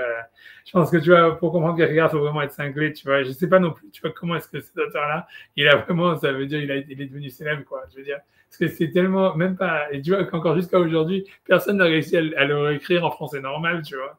Ça veut dire, tu vois, ça veut dire, attends, 2 secondes, parce qu'encore, ça, ce texte qu'on a lu, tu vois, c'est presque compréhensible. Mais tu vois, attends 2 secondes, mais 2 secondes, je veux que je revienne sur le truc, je vais devoir sur celui-là. Et après, il faut aller à la page, je crois que j'ai marqué 54, je crois. 2 secondes. Tu vois, donc voilà, c'est ça, c'est dans la pudeur. Il faut que je monte 2 secondes.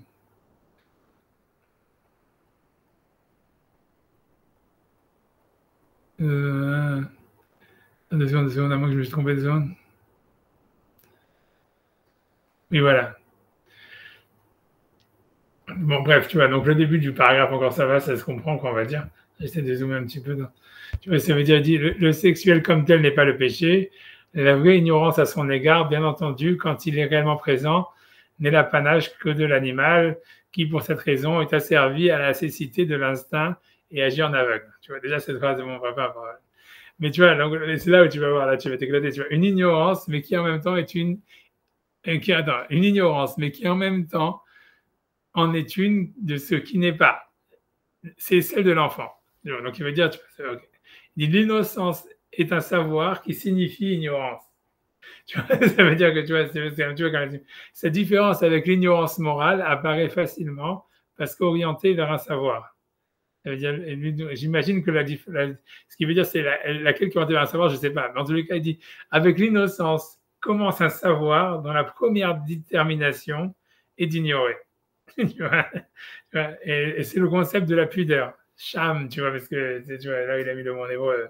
La pudeur contient une angoisse parce que l'esprit est porté à la pointe, alors regarde cette phrase, à la pointe de la différence, de la synthèse, de façon à n'être pas seulement déterminé comme corps, mais comme un corps où entre en jeu la différence de sexe. Donc, ça, ce que veut dire, donc ça serait comme une. Tu vois. Cependant, la pudeur est bien à savoir sur cette différence, mais non pas un rapport à elle, c'est-à-dire que l'appétit sexuel comme tel n'est pas présent. Tu vois, je continue à lire, tu vois, parce que je peux même pas expliquer, tu vois, sur ce que tu vois, je sais pas comment est-ce qu'un prof de philo il pourrait s'en sortir avec ça. Cependant, la pudeur, ok, 2 secondes, je dis, le vrai sens de la pudeur est que l'esprit ne peut, pour ainsi dire, pas faire sienne la pointe de la synthèse, c'est pourquoi l'angoisse de la pudeur est si monstrueusement équivoque. Sans le moindre désir sensuel, il y a cependant un effarouchement de quoi, de rien, et pourtant, on peut mourir de honte. Et une pudeur blessée est la plus profonde des douleurs, parce que de toutes la plus inexplicable. Voilà, tu vois, mais ce que je veux dire, tu vois, à mon avis, moi, je comprends rien, mais il y a 2-3 aphorismes que je. On peut comprendre 2 ou 3 mots par-ci par-là. Ouais, c'est ça, ouais. Mais c'est bien, mais c'est quand tu regardes tout le texte, tu vois, en fait, l'idée, ce qu'il veut dire, c'est ça. Ce qu'il veut dire, en fait, c'est que la tsniout, tu vois, parce que tout ce qu'il veut expliquer, tout ça, c'était pour expliquer, tu vois, pourquoi est-ce qu'Adam, en fait, la chose, son réflexe après avoir mangé la connaissance du bien et du mal, c'est de vouloir se couvrir. Et donc, pour lui, en fait, lui, il ne pense pas que c'était donc un truc uniquement sexuel, parce que voilà, on voit que la sexualité en elle-même, comme il dit, voilà, chez l'animal, il n'y a rien de mal, et même, etc. Donc, en fait, mais lui, justement, il dit que justement, c'est un truc incompréhensible, et que c'est ça, en fait, tu vois, où il y a encore une fois la liberté, etc., comme l'angoisse, ou un truc comme ça. Mais tu vois, moi, ce que je pense, tu vois, et donc pour lui, c'est l'idée de ne pas vouloir savoir, quoi, grosso modo. C'est un truc comme ça. Tu vois, c'est de ne pas vouloir, justement, définir, de rester dans quelque chose qui. La pudeur, c'est effectivement pas vouloir savoir. Ouais, mais parce que pour lui, il veut dire mais on voit que c'est quand même considéré comme une sorte de chute, tu vois, puisque on va dire que l'état premier, c'est que Adam et Arishon, ils étaient nus, ils n'avaient pas honte, et quand ils n'avaient pas fait la Vera, en fait, si tu veux, tout allait bien, tu vois. C'est ça ce qu'il est en train de, tu vois, d'essayer d'expliquer, tu vois, en quoi, tu vois, le fait de vouloir se couvrir, c'est considéré comme une réaction, tu vois, comme si tu veux, la résultante de la Vera, tu vois. Et pour lui, en fait, tu vois, donc lui, il veut dire, en fait, ouais, puisque ça c'est vrai, tu vois. Ah non, moi j'ai toujours vu comme la résultante de la connaissance, pas de la Vera. Ok, tu veux dire comme ça, j'en sais rien, tu vois, peut-être, tu vois, j'en sais rien. Encore tu veux, c'est ça l'histoire, tu vois, parce que l'idée, ça veut dire, tu vois, c'est compliqué, tu vois, est-ce que les commentateurs juifs, ils disent, par exemple, tu vois, le Maral et tout ça, ils disent oui, c'est une résultante de la Vera, parce qu'en fait, la connaissance du bien et du mal, elle a fait une sorte de prise de conscience du corps et comme étant séparé, en fait, de l'esprit. Et en fait, maintenant, on a honte d'avoir un corps, quoi. Ça veut dire l'histoire de la tsniout, c'est parce qu'on a honte d'avoir un corps ou un truc comme ça. C'est comme ça que le Maral, il veut dire un truc comme ça. Mais lui, tu vois ce qu'il veut dire. Que ce soit voilà, mais quand tu dis c'est une prise de conscience de la connaissance, tu vois, c'est exactement ça ce qu'il veut dire. Et tu vois de quelle connaissance on parle, tu vois. C'est-à-dire, si tu veux connaître, normalement, tu veux dévoiler, tu veux montrer, tu veux comprendre, tu veux voir, tu vois. Donc, ça veut dire, c'est ça ce que lui veut dire. Donc, tu vois, c'est dans ton sens qu'il va lui-même, tu vois, dans cette histoire de la connaissance, tu vois, par rapport à ça. Mais ce que, tu vois, donc pour lui, ça c'est une connaissance, justement, mais qui laisse on va dire, un floutage, tu vois. Mais ce que je veux dire, tu vois, par rapport à ça, tu vois, moi, ce que je veux dire, c'est que voilà, c'est que la tsniout, en réalité, c'est quelque chose, tu vois, même dans la Torah, tu vois, la tsniout, c'est quelque chose, en fait, c'est un cheminement, il y a des niveaux de tsniout, il y a plein de niveaux de tsniout.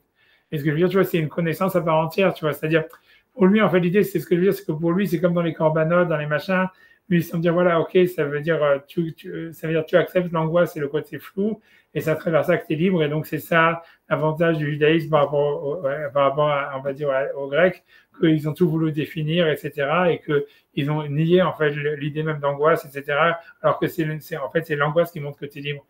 Mais lui, tu vois, lui, il veut dire, on retrouve la même chose, tu vois, un petit peu dans la Tsniout. Pour lui, il pense que si Adam Arishon, en fait, il a voulu couvrir, c'est parce qu'il a voulu garder comme une sorte d'angoisse ou de quelque chose par rapport à sa relation à son corps qui reste flou et on va dire, pas, ça veut dire justement, voilà, où on veut pas voir, quoi, quelque chose comme ça.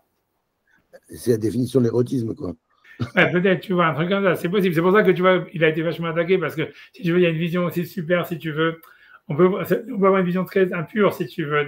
Tu vois, c'est pour ça, tu vois, etc. Et c'est vrai que lui-même, tu vois, c'est un mec un peu bizarre. C'est clair que c'est un mec fou, tu vois. Il a écrit aussi un livre qui s'appelle Le Journal du séducteur, etc., qui semblerait qu'en plus c'est vrai, son histoire c'est vrai, tu vois, où il a pris une petite fille depuis 14 ans et je sais pas quoi, il a complètement manipulé. Tu vois, je sais pas quoi, pour qu'elle tombe amoureuse. Il y avait des trucs vraiment débiles, quoi, pire que Woody Allen, tu vois, ça veut dire. Il était cinglé, ça c'est sûr, tu vois ce que je veux dire. Mais il y a du vrai. N'empêche qu'il y a des choses vraies dans ce qu'il dit, tu vois. Je pense qu'il y a quand même, tu vois, des idées, tu vois, dans le fratras. Mais je pense, voilà, que tu vois, mais c'est, tu vois, mais ce que je pense que, voilà, que l'idée, à mon avis, c'est ça, c'est que la Tiniout, c'est quelque chose, tu vois, c'est un cheminement. Tu vois, c'est comme dans la Torah, c'est un cheminement, c'est pas quelque chose qui est stable, c'est comme les corbanotes, ça veut dire, c'est comme tout ça, c'est que l'angoisse qui crée la connaissance, et la connaissance, tu vois, qui crée l'angoisse, tu vois, c'est pas simplement une angoisse stérile qui reste dans la liberté où tout est égal, où tout est flou, tu vois, c'est, comme je dis, imanira en chorma, iman chorma anira, ça veut dire, c'est l'angoisse ou ça veut dire l'anxiété, elle est là pour créer de la connaissance, et c'est vrai que la connaissance, elle va recréer de l'anxiété, mais l'idée, c'est à base de cette anxiété, de recréer une nouvelle connaissance et ainsi de suite, quoi. Donc, c'est un chemin qui crée de la connaissance. Et je pense que, tu vois, c'est un peu ça ce qui est décrit dans Maïmonide dans son histoire de la guerre. Ça veut dire, en fait, il faut avoir une anxiété. Le Cohen va dire peut-être qu'ils vont mourir, peut-être ci, peut-être ça. Il faut que ce soit un choix de dire, voilà, je décide, en fait, de faire la guerre. Une fois que j'ai pris cette décision, en fait, maintenant, c'est mon choix, etc. Et donc, maintenant, j'ai plus d'anxiété parce que mais ça veut dire, mais je reste conscient du danger et au contraire, je me concentre sur les dangers pour justement, tu vois, les éviter. Et tu vois, mais tu vois, justement, tu vois, parce que voilà, c'est aller en guerre comme ils faisaient les nazis ou tu vois, comme ils font les soldats américains en prenant plein d'amphétamines et de la drogue et tout ça. C'est sûr que tu vois, c'est pas du tout la manière la plus, tu vois, la plus productive de faire la guerre, quoi. C'est pas ce que la Torah justement elle veut. Tu vois, elle veut pas que les gens ils aillent en guerre comme ça. Elle veut qu'ils aillent en guerre, tu vois, si tu veux, au contraire, ayant une conscience tout à fait aiguë du danger dans lequel ils vont. Tu vois, et je pense que c'est beaucoup ça. Après ça, pour expliquer l'histoire du Kiddush Hashem et de la Milchemet Mitzvah, moi je pense aussi avec Kierkegaard, ça s'explique très bien. C'est-à-dire que en réalité, c'est quoi le Kiddush Hashem? C'est justement parce que tu n'étais pas obligé de faire cette guerre que maintenant tu unifies le nom d'Hachem en prenant la responsabilité de ta décision d'aller en guerre. Tu vois, c'est-à-dire, si tu étais obligé d'y aller, en fait, c'est pas vraiment du Kiddush Hashem, tu vois, c'est si jamais, tu vois, ça veut dire, si tu vois, tu réagis à une attaque et tout ça, etc., ok, tu te défends, c'est un peu, tu vois, c'est ok, c'est un peu du Kiddush Hashem parce que, ok, moi, tu te défends, tu défends les autres, etc., mais ça veut dire, c'est pas, voilà, n'importe qui aurait fait la même chose et puis c'est simplement une réaction défensive et dans une mitzvah, il n'y a peut-être pas du Kiddush Hashem, c'est le Kiddush Hashem et le Yichud Hashem parce que l'unification du nom d'Hachem, ça veut dire, tu unifies Hashem à ton comportement en disant, moi, j'ai décidé d'aller conquérir la Syrie ou j'essaie d'attaquer l'Égypte ou j'en sais rien. Ça veut dire c'est mon choix, c'est le choix du roi ou peu importe. Et c'est mon choix d'aller dans cette guerre. J'aurais pu décider de ne pas y aller. J'aurais pu dire non, je vais aller à Shiva ou j'en sais rien. Et je décide, tu vois. Et en fait, en prenant la responsabilité de mon action, en disant voilà, c'est Hachem qui va nous sauver ou quelque chose comme ça, où je mets ma main, je me mets mon âme dans les mains d'Hachem. Ça veut dire en fait, je réunifie le nom d'Hachem à mon action en disant, c'est comme si tu veux, c'est ce que j'ai décidé, c'est Hachem aussi qui le veut en tous les cas. Et je prends responsabilité que ce soit la volonté d'Hachem de l'accomplir, tu vois. Même si ça vient de moi, parce que l'idée de réunifier le nom d'Hachem, c'est justement à travers sa décision qui est prise librement, tu vois. Donc, voilà, c'est ça. C'est un peu, tu vois, c'est ce que Kierkegaard aussi, il dit dans son livre sur la Kedat Yisraël, tu vois, que ça veut dire, ça aurait fait sens pour Abraham de tuer son fils, puisqu'Hachem lui a laissé le choix, tu vois. Et que, tu vois, c'est un peu ça l'idée, tu vois. Ça veut dire ça, c'est vrai que bon, c'est très difficile à assumer dans le judaïsme, mais voilà, c'était cette pensée-là, tu vois. C'est ce que, voilà. Bon, en tout cas, c'est ça ce que je voulais dire sur ce cours-là. C'était super. Non, c'est bien. Non, nous, on se sauve de l'angoisse. Nous, ce qui nous sauve de l'angoisse, c'est la peur, l'angoisse, savoir. C'est l'autre partie, c'est la tfila et c'est tfila machin, parce que là, on sera tfila à l'achat. Ça nous bloque dans des trucs où justement on a enfin, on connaît, enfin, a priori, on connaît les contours, on sait jusqu'où on peut aller, on est dans un cadre, et c'est ce qui nous permet, dans l'étude, de partir dans l'angoisse qui génère la connaissance, quoi. Ouais. Ça, c'est exactement le... Ouais. Ça, c'est possible. Ça, c'est une autre histoire. C'est vrai que c'est pour ça que tous les penseurs qui ont attaqué Kierkegaard, qui ont dit qu'il n'avait rien contre le judaïsme, tu vois, les juifs, je parle de ça, c'est à cause de ça. C'est parce que, tu vois, comme lui, en fait, tu vois, en fait, sa manière de penser, elle remet vachement en question la halakha, tu comprends? Ouais. Donc, mais c'est vrai que c'est un deuxième. On peut pas être que dans... C'est vrai que la vie telle qu'il a décrit, c'est quand même difficile, quoi. Ouais. Si on n'a pas de temps en temps, si on est que dans l'angoisse tout le temps, on a besoin de se... L'angoisse, c'est un moteur, c'est clair, mais ça ne peut pas être un moteur tout le temps parce que, par définition, c'est angoissant. On est obligé de se rattraper à des trucs plus tangibles de temps en temps pour y aller d'autant plus de bon cœur dans l'angoisse parce qu'on sait qu'on peut revenir au port, si tu veux, quelque part. Moi, non, mais tu vois qu'en fait, tu vois, alors Rambam, tu vois ce que je veux dire, voilà, parce que j'avais pas pensé à ça quand j'ai préparé le cours, mais selon ce que tu dis, tu vois, ça explique bien, en fait, tu vois, la dialectique qui est entre Rabbi Yossi Aglili, par exemple, et Rabbi Akiva, quoi. C'est que Rabbi Akiva, il dit, en fait, ton angoisse, elle est de l'armée, de la guerre, c'est pas l'autre angoisse des mitzvot et des machins, tu vois, ça s'oublie, tu vois, ça veut dire, c'est une angoisse du réel, quoi, par rapport au choix que tu fais. Alors, bien qu'il tu vois, il garde le côté halakha, machin, non, en fait, si tu n'as rien à te reprocher au niveau halakhique, alors Hachem va te protéger, un truc comme ça, tu vois. Et, tu vois, et comme si le Rambam, en fait, il choisissait de ne pas prendre ce point de vue, quoi. C'est-à-dire qu'en fait, tu vois, c'est quand tu es en guerre, en tous les cas, il faut garder, tu vois, plutôt un angoisse par rapport au réel plutôt qu'une fuite, tu vois, par rapport à la religion, quoi, un truc comme ça. C'est en tout cas tous les discours, je ne sais pas, j'en ai pas connu beaucoup des militaires, mais le discours des militaires, c'est que celui qui n'a pas peur, c'est pas un bon soldat. C'est clair. Tu n'as pas la peur en toi, t'as pas. D'abord parce que ça crée des réflexes, type chuto, quoi. C'est-à-dire que le réflexe de survie, c'est un des principaux réflexes. Et donc, si n'as pas peur, ça ne génère pas ce réflexe-là, quoi. Puis je pense parce que la balle ne va pas te toucher, tu ne tournes pas la tête. Hein. Non, et puis je pense que même la peur, c'est vraiment, je pense qu'au niveau, en tous les cas, de la guerre, c'est clair que la peur, même dans tout, tu vois, je pense que la peur, c'est avant tout une connaissance, tu vois, c'est tout. Oui. Je veux dire, moi, quand j'ai découvert ça, c'est quand, tu vois, j'avais été, tu vois, quand tu m'avais envoyé le type de MMA qui m'avait amené, tu vois, à l'aéroport et tout ça. Et tu vois, j'ai discuté beaucoup avec lui, tu vois, sur les combats, sur les machins, etc. Et j'étais super impressionné parce que tu vois, en fait, en général, tu vois, ça veut dire, tu t'attends, ouais, les mecs de MMA, ça a des wits et baisses, tu vois, ça veut dire, tu vois, les mecs, alors que le mec, tu vois, il est super zen.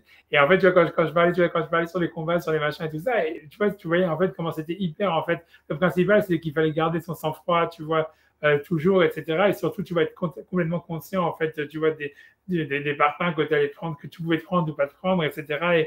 Et le plus tu étais conscient, en fait, le plus tu avais des chances, tu vois, de gagner, quoi. Ça veut dire, c'est pas, ouais, je prends des stéroïdes, parce qu'ils nous montrent, tu vois, quand tu regardes ça à la télé ou des trucs comme ça, t'as l'impression, les mecs, ils sont sous stéroïdes et ils foncent comme des malades, tu vois, et ils s'envoient des parfums dans la gueule et c'est tout.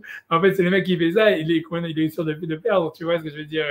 Et même parce que moi je lui disais, mais comment tu sais, est-ce que tu as déjà perdu des combats, quand tu sais quand t'as arrêté et tout ça. Il me dit, ouais, c'est super important. Si ça, lui, ça me vient m'expliquer, tu vois, que oui, si jamais tu te prends une clé comme ça, un truc comme ça, il faut tout de suite arrêter. Et c'est tout, tu vois, tu laisses tomber ou des choses, tu vois, des choses comme ça. Mais surtout, il y avait une super grosse conscience, en fait, tu vois, en fait, c'est hyper tactique. En fait, c'est hyper tactique, hyper machin.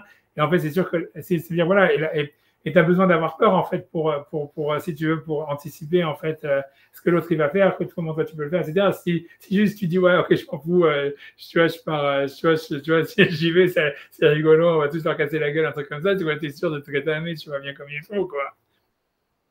Mais c'est ça, tu vois, et c'est clair que tu vois, voilà, que, ouais, je pense, ouais, bref, j'en sais. C'est sûr, voilà, mais c'est pour ça, on voit bien, en fait, que l'idée, en fait, de ce discours, tu vois, donc le discours, tu vois, du Kohen Gadol pour finir, tu vois, cette histoire-là, c'était pas simplement de donner du courage, ça veut dire d'enlever la peur, c'était aussi de la donner pour qu'ensuite, tu vois, il soit au niveau. Tu vois, on voit bien que Maïmonide, ce qu'il dit, le but, c'est en fait que le type il soit concentré, tu vois, c'est qu'il pense pas à sa femme, à ses enfants, qu'il soit pas en train de penser à quelque chose d'autre, etc. Tu vois, c'est principalement ça l'idée. C'est pas, voilà, après gagner, pas gagner, etc. C'est en fait, c'est secondaire en fait. Et tu vois, ouais, voilà. Alors, tu vois, je pense voilà, que. Et je pense que cette idée-là, je ne l'avais pas à la tête, mais je pense que c'est ça aussi l'idée. Je pense s'il a enlevé la vie de Rabbi Yossi Aglili et de Rabbi Yossi, c'est parce qu'il pense qu'un mec qui va se réfugier sur la halacha, à ce moment-là, en fait, c'est une fuite du réel et c'est le contraire de ce que la Torah elle veut, quoi. Ouais, c'est ça, tu vois. C'est comme ça. Je connais. Ah, je vais aller comme tout. Alors, tout à l'heure, pour le deuxième cours, en espérant qu'il y aura plus de monde. Bientôt, bye. Ouais.